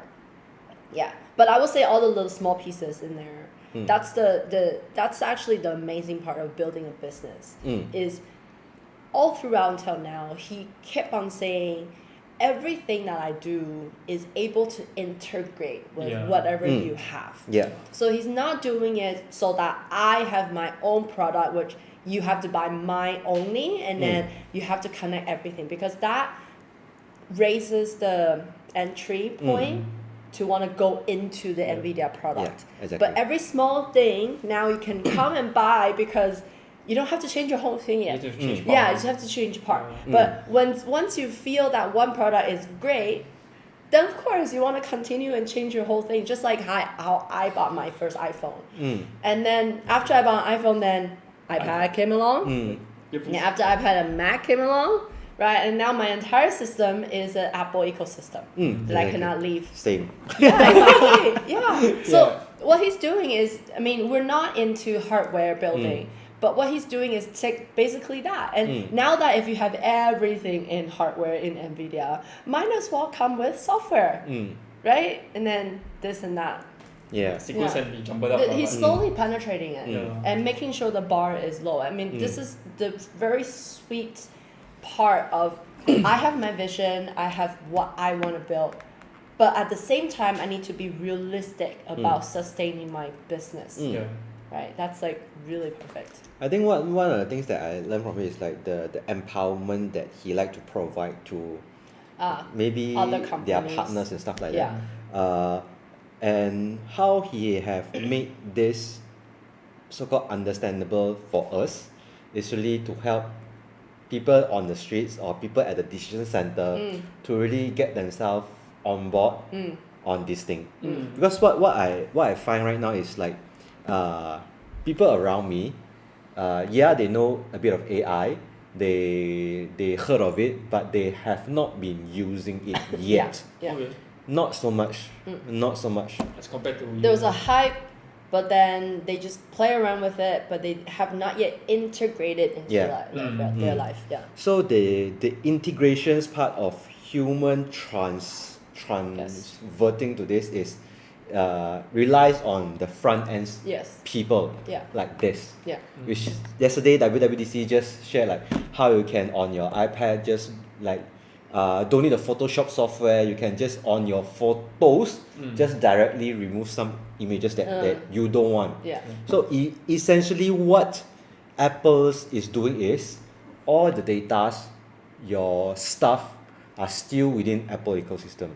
You still need my front end, but I'm leveraging on what you have to improve the user experience. So what I see right here is he is making this possible for front-end people to use it. And I think WWDC or even Samsung have been like doing this Galaxy AI, but I don't know, because I'm not in the like Samsung system. I didn't felt it as much. So I think the Apple WWDC, like they say in the next 1-2 months, all the system will be upgraded and stuff like that. That we can start using that. So with that, the need of computational power will be increased as well. And this is from the front end user basis. And I'll be talking to other companies like in our warehouse tonight, which is like big data companies with CRM. So one of the things about CRM is like Salesforce, they have a lot of data, they have tons and tons of data inside. But if the data just stored inside their ecosystem or Not being used, not being Pulled up. plugged in with empowerment tools to so-called do processing and make them smarter in that sense. It will be a waste for the data that have been collected. So I don't know how. So what I know about Salesforce is they built their own AI system called Einstein's. Yeah. So I don't know if they have a plugin for them to go into different like AI modelings. It might be good for the data owner, but may not be good for software companies. Yeah. So I can see there's this friction right here.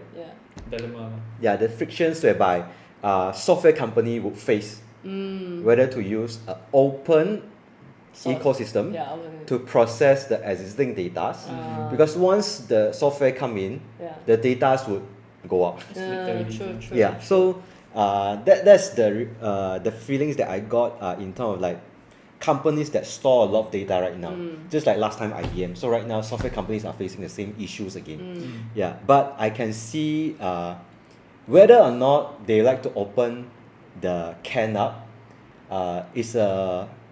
it's not reversible. It's like once go there, people see the powerful like processing powers. I want that. Please make it available for me. Yeah. So some of the companies may face issue on that lah. Like CRM might be facing, but from what I learned from Einstein AI, they can process data. I don't know. I don't know. Somehow it makes me. I just had that.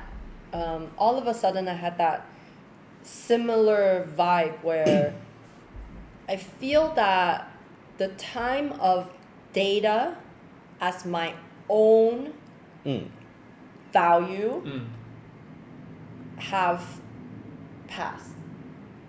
The way that Jensen was saying about the future, you know how we've been through an era where internet started super fast with, say, social media platform, and then they start collecting data, right? So then my data is like, I use my data so I can earn advertisement, all the, you know, pushing things, right? That is when the data boom started, and every company has their own data center. And now I feel what he's saying is the next stage is the data is no longer owned by a privately company. owned, but rather we're building another industry which the data is widely flow through, but uses for something else greater in the future. Yeah. Okay. I feel that's what he's saying. It's like. But I felt that this is the you have the two camp lah. So Apple have been advocating data privacies. Yeah. So they are not leaking any data out for third party. No. Just like, would you want Nike data and Adidas data be made available for each other? Yeah, true. Yeah. So I still think in some sense the data that have been captured by all these software companies, they still have a time to let themselves to catch up. Yes. So this is a very important time for them to catch up. Yeah. Yeah. So that's the reason. That's one of the things that I will share with the community. Like, Einstein AI have to back up a bit. Make sure they talk with their Slacks. Make sure they talk with their customer data, and make sure that the amount of data they can do Gen AI for their agents or their own team members or even their users is powerful enough that can match up what available out there. Because like just like how Salesforce come out lah, because like they felt all those Oracle, IBM may not be doing the job at what they do. So that's why they come out, I just want to do cloud computing so that people can move it ease. So right now it's the processing generative AI that come into their turf again. So I can see how all this like be in play lah. And it's really fun to watch all this when your companies have this issue. Like, should I continue to invest or not to invest kind of thing. Yeah. It's very real in like when I see this. See it, yeah. For me, I see this like a very interesting take is that companies, of course, they want to keep this data with themselves. So that's the irony, right? You don't want to share with other people because this is you use so much resources together to find all these customers to share their data. Right. So of course you want to have a gated kind of way, right? Then at the same time, from another perspective, it's like if you don't share this data, you cannot find the true meaning out of it. And if you cannot find the true meaning out of it, you cannot generate sales or make money of it, right? So I potentially see that like in the future there could be a profit sharing kind of model because you are giving your data in. Like let's say you open your data to let's say NVIDIA's CUDA to process it, right? Then because you're probably charging a certain fee, right? Then this portion goes to you. So that kind This is what Reddit doing. Yeah. Reddit selling data to OpenAI. Yeah. That's why he used the word data as commodities. Yeah. He used the word commodities. I really don't know. Hey, Tokens. he say token as commodity. Token as commodities. No, so right. Token, data is still the. It's still privacy. Very It's still privacy. Privacy issue. Yeah. Not issue. It's a privacy thing. Yeah, but token as commodity, which is like. Yeah, it's just like how, I don't know, years back when we talk about carbon as a trading commodity as well.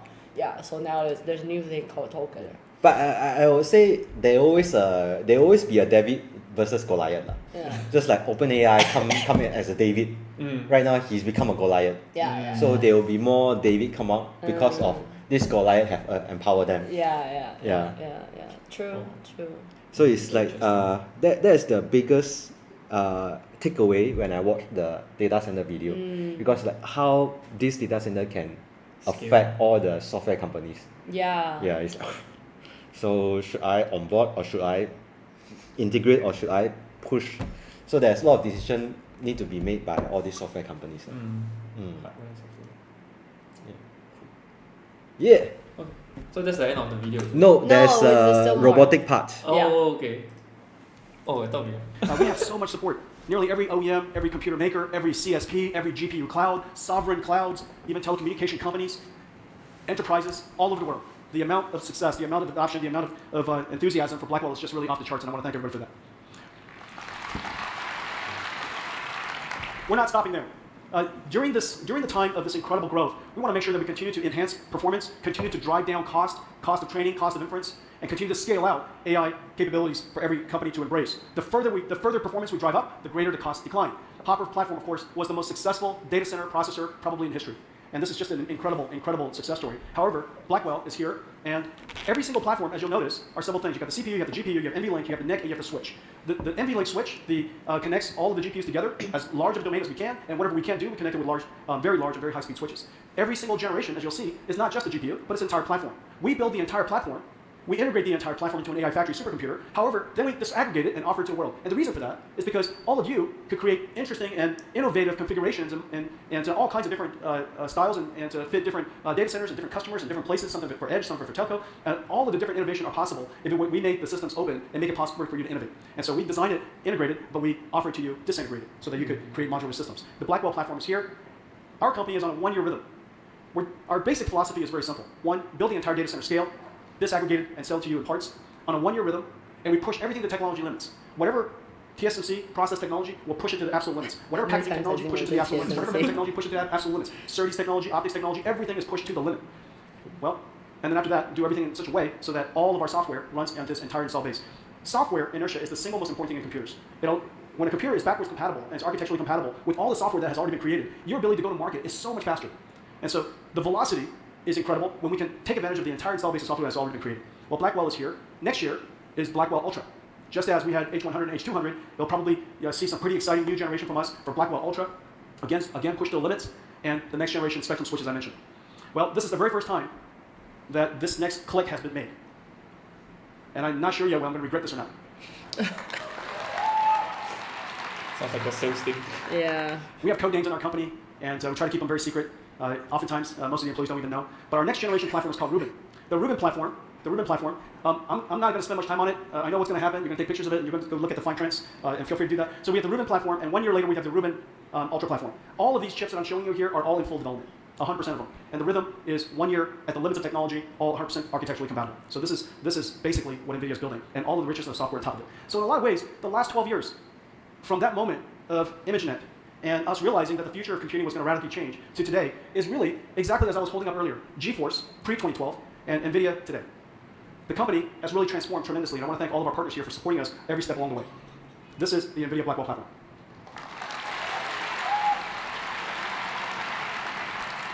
let me talk about what's next. Oh, so cute. The next wave of AI is physical AI. AI that understands the laws of physics. AI that can work among us. And so they have to understand the world model so that they understand how to interpret the world, how to perceive the world. They have to, of course, have excellent cognitive capabilities so they can understand us, understand what we asked, and perform the tasks. In the future, robotics is a much more pervasive idea. Of course, when I say robotics, there's a humanoid robotics that's usually the representation of that. But that's not at all true. Everything is going to be robotic. All of the factories will be robotic. The factories will orchestrate robots, and those robots will be building products that are robotic. Robots interacting with robots, building products that are robotic. Well, in order for us to do that, we need to make some breakthroughs, and let me show you the video. The era of robotics has arrived. One day, everything that moves will be autonomous. Researchers and companies around the world are developing robots powered by physical AI. Physical AIs are models that can understand instructions and autonomously perform complex tasks in the real world. Multimodal LLMs are breakthroughs that enable robots to learn, perceive, and understand the world around them and plan how they'll act. And from human demonstrations, robots can now learn the skills required to interact with the world using gross and fine motor skills. One of the integral technologies for advancing robotics is reinforcement learning. Just as LLMs need RLHF, or reinforcement learning from human feedback, to learn particular skills, generative physical AI can learn skills using reinforcement learning from physics feedback in a simulated world. These simulation environments are where robots learn to make decisions by performing actions in a virtual world that obeys the laws of physics. In these robot gyms, a robot can learn to perform complex and dynamic tasks safely and quickly, refining their skills through millions of acts of trial and error. We built NVIDIA Omniverse as the operating system where physical AIs can be created. Omniverse is a development platform for virtual world simulation, combining real-time, physically based rendering, physics simulation, and generative AI technologies. In Omniverse, robots can learn how to be robots. They learn how to autonomously manipulate objects with precision, such as grasping and handling objects, or navigate environments autonomously, finding optimal paths while avoiding obstacles and hazards. Learning in Omniverse minimizes the sim-to-real gap and maximizes the transfer of learned behavior. Building robots with generative physical AI requires 3 computers: NVIDIA AI supercomputers to train the models, NVIDIA Jetson Orin and next-generation Jetson Thor robotics supercomputer to run the models, and NVIDIA Omniverse, where robots can learn and refine their skills in simulated worlds. We build the platforms, acceleration libraries, and AI models needed by developers and companies, and allow them to use any or all of the stacks that suit them best. The next wave of AI is here. Robotics, powered by physical AI, will revolutionize industries.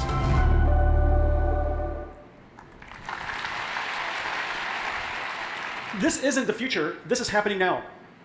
There are several ways that we're going to serve the market. The first, we're going to create platforms for each type of robotic systems. One for robotic factories and warehouses, one for robots that manipulate things, one for robots that move, and one for robots that are humanoid. And so each one of these robotics platform is like almost everything else we do: a computer, acceleration libraries, and pre-trained models. Computers, acceleration libraries, pre-trained models. And we test everything, we train everything, and integrate everything inside Omniverse, where Omniverse is, as the video was saying, where robots learn how to be robots. Now, of course, the ecosystem of robotic warehouses is really, really complex. It takes a lot of companies, a lot of tools, a lot of technology to build a modern warehouse. And warehouses are increasingly robotic. One of these days will be fully robotic. And so in each one of these ecosystems, we have SDKs and APIs that are connected into the software industry, SDKs and APIs connected into edge AI industry and companies, and then also, of course, systems that are designed for PLCs and robotic systems for the OEMs. It's then integrated by integrators created for ultimately building warehouses for customers. Here we have an example of Kenmac building a robotic warehouse for a giant group. Okay? And then here, now let's talk about factories. Factories has a completely different ecosystem. And Foxconn is building some of the world's most advanced factories. Their ecosystem, again, edge computers and robotics, software for designing the factories, the workflows, programming the robots, and of course, PLC computers that orchestrate the digital factories and the AI factories. We have SDKs that are connected into each one of these ecosystems as well. This is happening all over Taiwan. Foxconn is building digital twins of their factories. Delta is building digital twins of their factories. By the way, half is real, half is digital, half is Omniverse. Pegatron is building digital twins of their robotic factories. Wistron is building digital twins of their robotic factories. And this is really cool. This is a video of Foxconn's new factory. Let's take a look. Demand for NVIDIA accelerated computing is skyrocketing as the world modernizes traditional data centers into generative AI factories. Foxconn, the world's largest electronics manufacturer, is gearing up to meet this demand by building robotic factories with NVIDIA Omniverse and AI. Factory planners use Omniverse to integrate facility and equipment data from leading industry applications like Siemens Teamcenter X and Autodesk Revit. In the digital twin, they optimize floor layout and line configurations and locate optimal camera placements to monitor future operations with NVIDIA Metropolis-powered Vision AI. Virtual integration saves planners on the enormous cost of physical change orders. During construction, the Foxconn teams use the digital twin as the source of truth to communicate and validate accurate equipment layout. The Omniverse digital twin is also the robot gym, where Foxconn developers train and test NVIDIA Isaac AI applications for robotic perception and manipulation, and Metropolis AI applications for sensor fusion. In Omniverse, Foxconn simulates 2 robot AIs before deploying runtimes to Jetson computers. On the assembly line, they simulate Isaac manipulator libraries and AI models for automated optical inspection for object identification, defect detection, and trajectory planning. To transfer HGX systems to the test pods, they simulate Isaac perceptor-powered Parabot AMRs as they perceive and move about their environment with 3D mapping and reconstruction. With Omniverse, Foxconn builds their robotic factories that orchestrate robots running on NVIDIA Isaac to build NVIDIA AI supercomputers, which in turn train Foxconn's robots.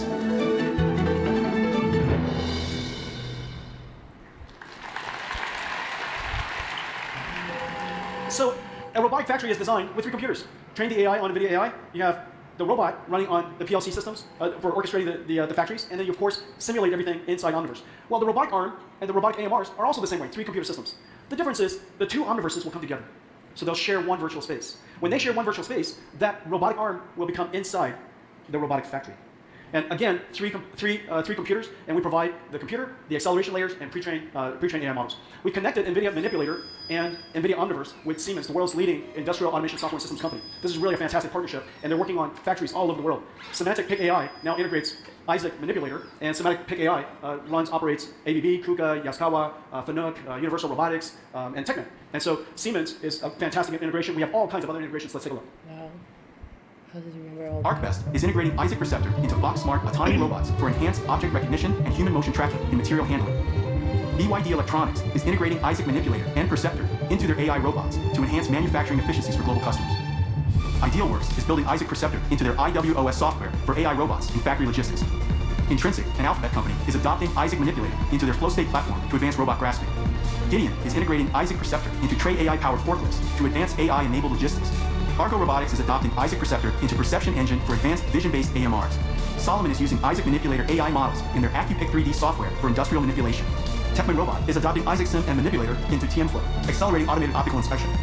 Teradyne Robotics is integrating Isaac Manipulator into Polyscope X for cobots and Isaac Perceptor into Mir AMRs. Vention is integrating Isaac Manipulator into Machine Logic for AI manipulation robots. Robotics is here. Physical AI is here. This is not science fiction, and it's being used all over Taiwan. It's just really, really exciting.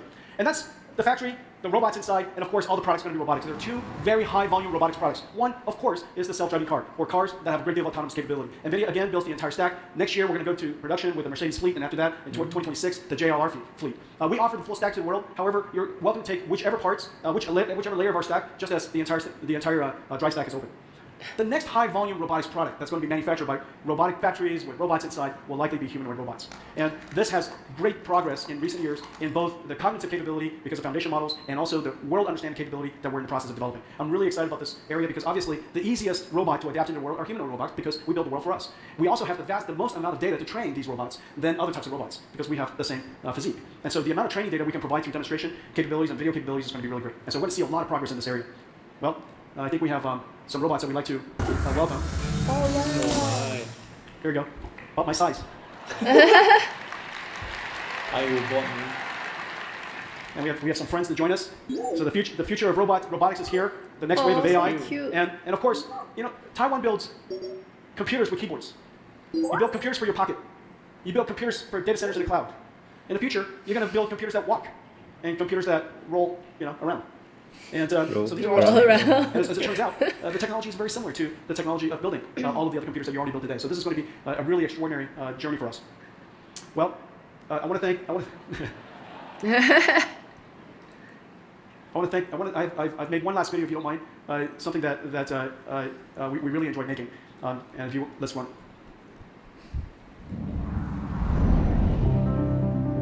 台湾帮助我们实现了一个愿景，在这条漫长的路上，无数的伙伴支持着我们，从加速运算、电脑绘图、科学研究到人工智慧的高峰，每一个晶片、每一台电脑，都描写着你们辛勤工作和追求完美的故事。台湾是无名的英雄，却是世界的支柱。一起，我们推动了产业的复兴，辛勤的耕耘，让我们能够踏入占新运算的领域。其中，我们制作的电脑会转化成新型的工厂，制造珍贵无比的人工智慧。亲爱的伙伴们，你们是 AI 产业革新的后盾。无论面对多大的风浪，你始终稳如磐石。科技的卓越、勤奋与齐心合力的精神是你的超能力。没有你，我们的愿景只是一个无法实现的梦想。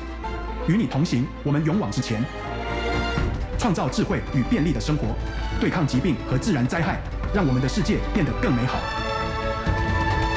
谢谢你，台湾。让我们继续为这段 AI 创新之旅打造一个成功和繁荣的产业。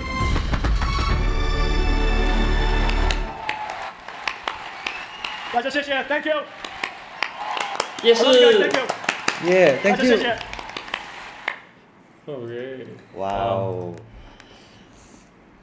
Very interesting. All right. So before we let Tiffany share how she view this like whole 1.5 hour as a persons that far away from Taiwan. Yeah. Wait. Let me ask a question. Yeah. Do you invest in any company in the semiconducting? No, not Hardware? yet. How about hardware? What is your portfolio like? Software, hardware? Mostly software. Mostly software. Yeah. Okay. Yeah. So after watching this, it's like I see like where's the next wave going towards, right? And how NVIDIA portrays itself playing a very big role in this. Whether it's too late or not, I think it's up for debate, right? I mean, like there's always a potential urge of me to just go in a bit and see how it goes, because like it's either you ride this wave or you miss out totally, right? So even if you go in a little bit, then that loss you can always average down or whatever. Coming back to the point on how do I view this after watching this, there's a lot of elements where I see that they interjected like Taiwan is here, TSMC is here, we are all in this whole semicon ecosystem. Yeah. You know what this means, right? So it's like there's a lot of subtle messages that I think it's trying to bring across to the big leaders out there to say like, hey, Taiwan is very relevant.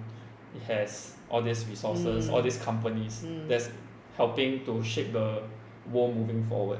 So early on when we started this whole video, was like, oh, there's a hidden meaning, right? So that's that. Personally, I think that the wave, based on where this is going to go and how useful this is, and how we are already starting to use all these AI tools, right? It really shows that the potential is there, and I'm very keen to see. So one before I pass it to you. One last part is that on the 1 year, that the last few phrases when you were talking about that 1 year technological limits, then we will do that every year. Then that's where the Rubin came about, right? Yeah. So I think it's also trying to say that if you're to do this every year, there won't be a case where, like for Apple's case, where like iPhone 14 and iPhone 15 Pro, that the sequential increase in performance or features is not a lot. That's why some people choose to buy 14 and then just hold on to maybe for the next few years, then they buy the next one. But for NVIDIA's case is that every year we're going to push to the limit. So every year it's going to have a jump. He said our rhythm is 1 year. Yeah. So it's like telling you every year there's going to be new products that is going to be beneficial for you for whatever products you're using. So the one that you're using for the previous year, right, it will be outdated. So it's time. It's time to change. It's time to buy more. So it's going to improve sales and all this stuff, from what he's saying.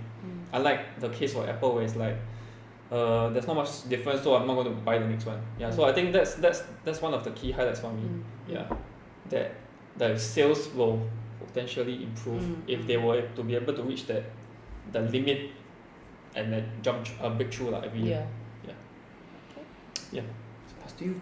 Yeah. For me, I was telling a big lie if I say I don't have the urge to buy NVIDIA.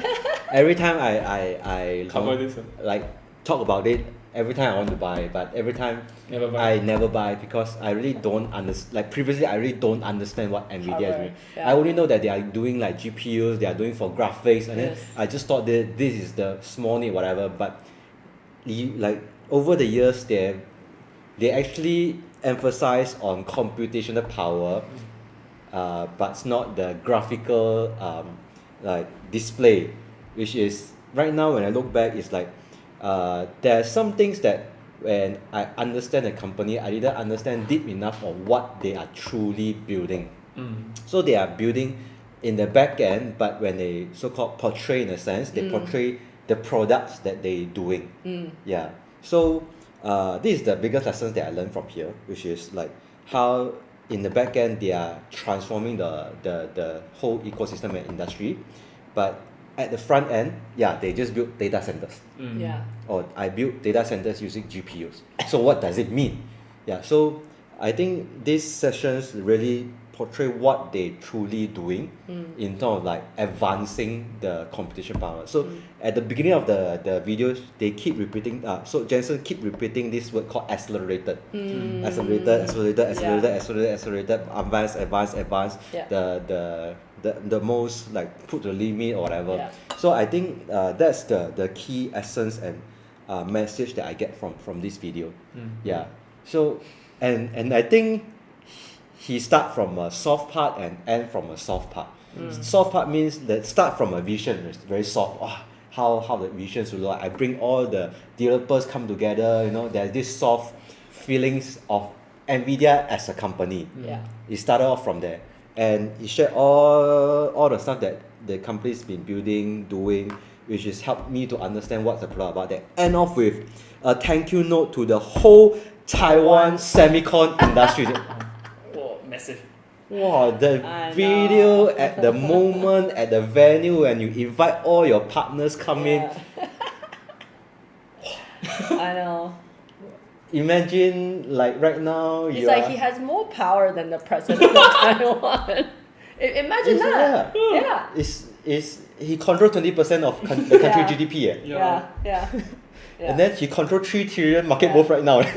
It's like, so it's like if I were be sitting there, I have a bigger confidence and bigger openness to really continue to work with NVIDIA. So he said every 1 year, actually the message is not to send to purchaser. The message is sent to the supplier as well.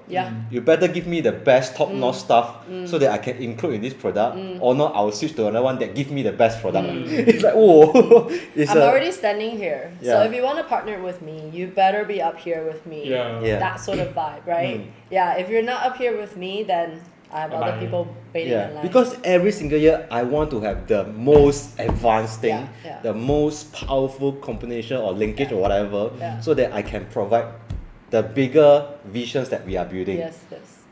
So it's like he is drawing common visions to all the semicon players, and especially Taiwan. I don't know, like I like what you say is like there's the deeper meaning of like sending this message specific to Taiwan because they are in Taiwan. So I will be very interested when he's sending this message when he's outside of Taiwan. Will he send a different message? Because like he does his keynote online, right? I mean, there's some parts of the video. I mean, he does his keynote every quarter, I think. At least every quarter. So no, he's more product driven, vision driven. Of course, he talks about other companies as well. There's European companies, American companies that he works with. But of course, specifically at Computex, at this one, of course, he talks about like Taiwan and the thing. Alright, so he wants to create the sense of home. This is where we are, and then let's do it together. We can do the best. Did you know that he hosted a dinner? For all the partners. For the partners, the board directors. Nice. One table, they calculated. One table is worth 100 billion. He himself will You're talking about the food or just talking the people? About No, the network. people with the network. It's like, one dinner costs 100 billion. What kind of dinner are they having? It's the GDP of Taiwan. It's the GDP, 20% sitting Oh, right if there. something happened then... I was thinking, why they are risking all their life in the same space? They are in the same country already. Right now they are in the same space. Eating the same food. But to be honest though, from everybody was thinking, this is like very high risk, but then what happens if, anything comes over, right? Then my other perspective is, for them to be doing that, for the big brother to be doing that, right? I mean, there will be They will be hated by the world for the rest of the entire life on Earth. So there's no point for them to do that because that ends their 就断了自己的路了啦。Basically, it's like Russia and Ukraine, right? What they did to Ukraine basically ended their entire economy and all that. But that's another story, geopolitical story. But I truly believe that Jensen Huang purposely do this for Taiwan at this period of time. True. Yes, I agree. Yeah. So I will believe this is really on Because huge purpose. Politically, I think we're at a dead end. I think. Yeah, we're really at a dead end. There's no more. I don't think there could be any more conversation. Yeah, how to soften the relationship. It has to be another route, which maybe I'm pretty sure this is probably the only route here to say, hey, come on, not entire world, but about a huge percentage of what the world needs is sort of being manufactured here. And if you're gonna do anything stupid, you better see that Taiwan has more value than just political reasons. Yeah. I think. Yeah. As an outsider, this is how I feel it. and how I see. Yeah. Cool. Okay, so anything else? I wanted to say is I feel the term empower or there's two sides of how to look at this. Okay, so when we went to the TSMC this headquarters, we had a little tour, right? Yeah.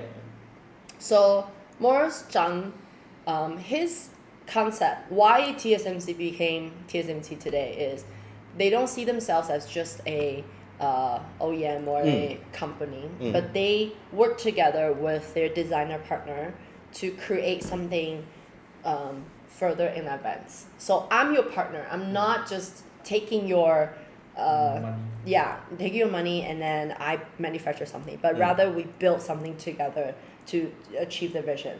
So I don't know, maybe I'm pretty sure Jensen met Morris when he was at a young age, when they met, in the early 2000s, probably mid 2000s. Maybe he learned that from Morris. I think maybe as a semiconductor mentor. I find that what he's now doing, gathering all the different partners together, and all throughout this entire keynote speech, he talks about, and I want to build something for you so that you can achieve your vision as well. Of course, I have my vision, but without you, that vision cannot be achieved. But he also built his business based on his own vision as well. But I think about 60-70% of this entire keynote is to say that, hey, we're working together to, and he has he has that foundation to say, come on, I'm the only one who's probably able to do this with you, and nobody else can. And to be honest, I think he does have that position now to say that they have the technology, they have the talent, they have the brains, everything to do it together. So that's why I said there's two sides of the story. Either you want to see it as empowering, or you want to see it as dominance, or control. It's really two sides of how we see it. But whether it's dominance, control, or empowering, there's one thing in common is we cannot achieve a vision with just myself. We have to have people working together in order for us to build something new as human, right? Yep. Whether it's I'm dominating, I'm leading you, or we're working together. However you see it, it's up to you. But yes, there are other stories already because there was, when Jensen was in Taiwan, every news, everything was talking about Jensen in Taiwan, which black market, not black market, which night market he goes to, which restaurant he goes to. There's pictures of where he went to eat and things, right? So all these side information. And my mom, actually, her reaction was somewhat not as like hyped okay. and positive. Okay. She also screenshot. I don't know if it's her, maybe another person's Facebook friend posted something about, oh, Taiwanese people, like, don't be stupid of like following this trend. You know, what he's saying is just to lead you blindly into following him, right? I mean, if you want to interpret whatever that was, yeah, there's always two sides of the story. Yeah. Okay, so, but at the end of the day, what his vision is, I have to say, probably only less than 5 fingers can count. There's only so many people who has a vision of that future, right? And having that vision to lead, manipulate, empower, whatever word that you want to use, is leading somebody. He's leading us somewhere. Yeah. Right? For the better of human in general, using technology, right? So there's always two sides of the story. Everything's neutral, right? So at the end of the day, if you're an investor, right, in stock, right, I have to share one thing though. When I shared about NVIDIA 2 years ago, I actually didn't buy a lot. To be honest, no matter how much I shared about Omniverse. That was the first time I saw Omniverse, which to me wowed me in comparison with Metaverse, because the Omniverse was so realistic that it's definitely applicable to a lot of factories, and I'm pretty sure companies want to spend that money on building the Omniverse so that they can actually lower the cost of risk of failure if they actually build a factory based on whatever. Yeah. So actually, I did not buy a lot. I think like I went in like a little bit at a time, because same as Eric, I'm not a truly hardware person. At the very, very bottom of my heart, if there's still something that I just cannot invest in that company like I invest in Apple or Microsoft. Maybe because I just feel it's still too far away from me. I wouldn't know how to react if this industry has a downturn. Every industry has its downturn, has its impact. So I don't know how to react. So then I go in very carefully. Okay. Not like I can go in with Apple, I can just say, hey, although it's overpriced, I can still buy because I have confidence in this company. I use this thing, I understand it. So I still went in like a little bit. So did I make money in the last 6 months? I did. But I have to be honest as well, I still sold it at, sold about 90% at like 600-700. When it wasn't even reaching 1,000. Yeah, because that's the thing. When I'm making money out of this company, I still, at the bottom of my heart, I still cannot see, is it the peak? Is it really bubbling? Is it bubbling to a point where I don't understand? I don't know if it's within my control. Is there risk? So I want to sell. So at the end of the day, do you need to buy a company that everybody talks about, everybody is hype about it? If you cannot sleep and you continue to think about this company and wonder, then come on, just you don't let go. Let go, or buy one just for the sake of. No, buy two. One right. Now one is okay because it's $120. Yeah, before Friday, one is quite expensive, but now it's split into 1 to 10, right? So now buy two just to experience it. Let it go out of your mind. Don't drain your energy out of thinking whether you should own it or not. And that's one way of looking at it. The other way of looking at it is if you are a very pro hardware person and you want to invest in NVIDIA, but now you're thinking, is it too high now to buy because everybody's so hype about it?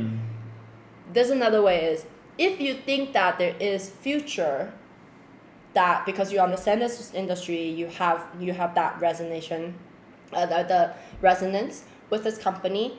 If you think it's going to grow, right now it's 121-ish, if it's going to go to 200, 300, 400, then still let it go. Just buy 4 or 5. Don't overthink and keep going around and ask people, Like, can buy now. should I buy? Is it too high? Is it too what? Just, asset management, portfolio management, buy a little bit and just go, right? But there are two type of people. I've been through I'm more of the first type. I'm not a huge hardware person. I'm not engineering background, so half of that, it wows me, but do I have goosebumps?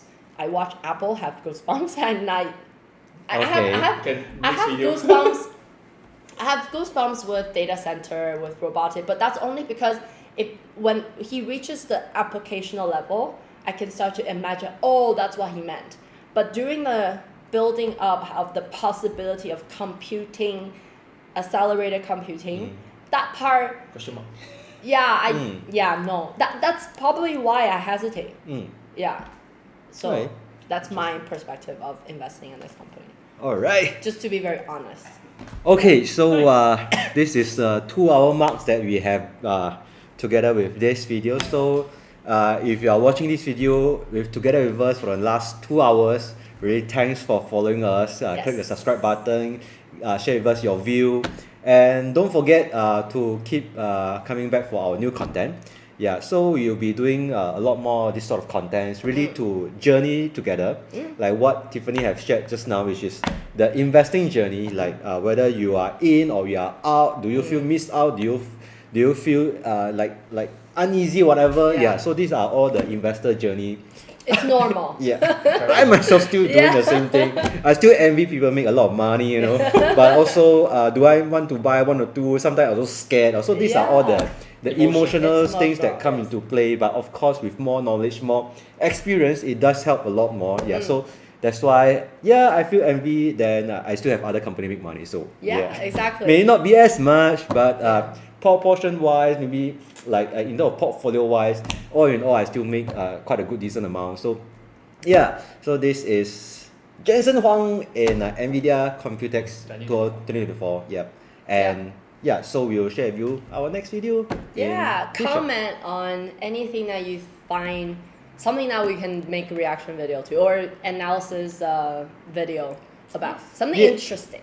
Okay, thank you everyone. Bye bye.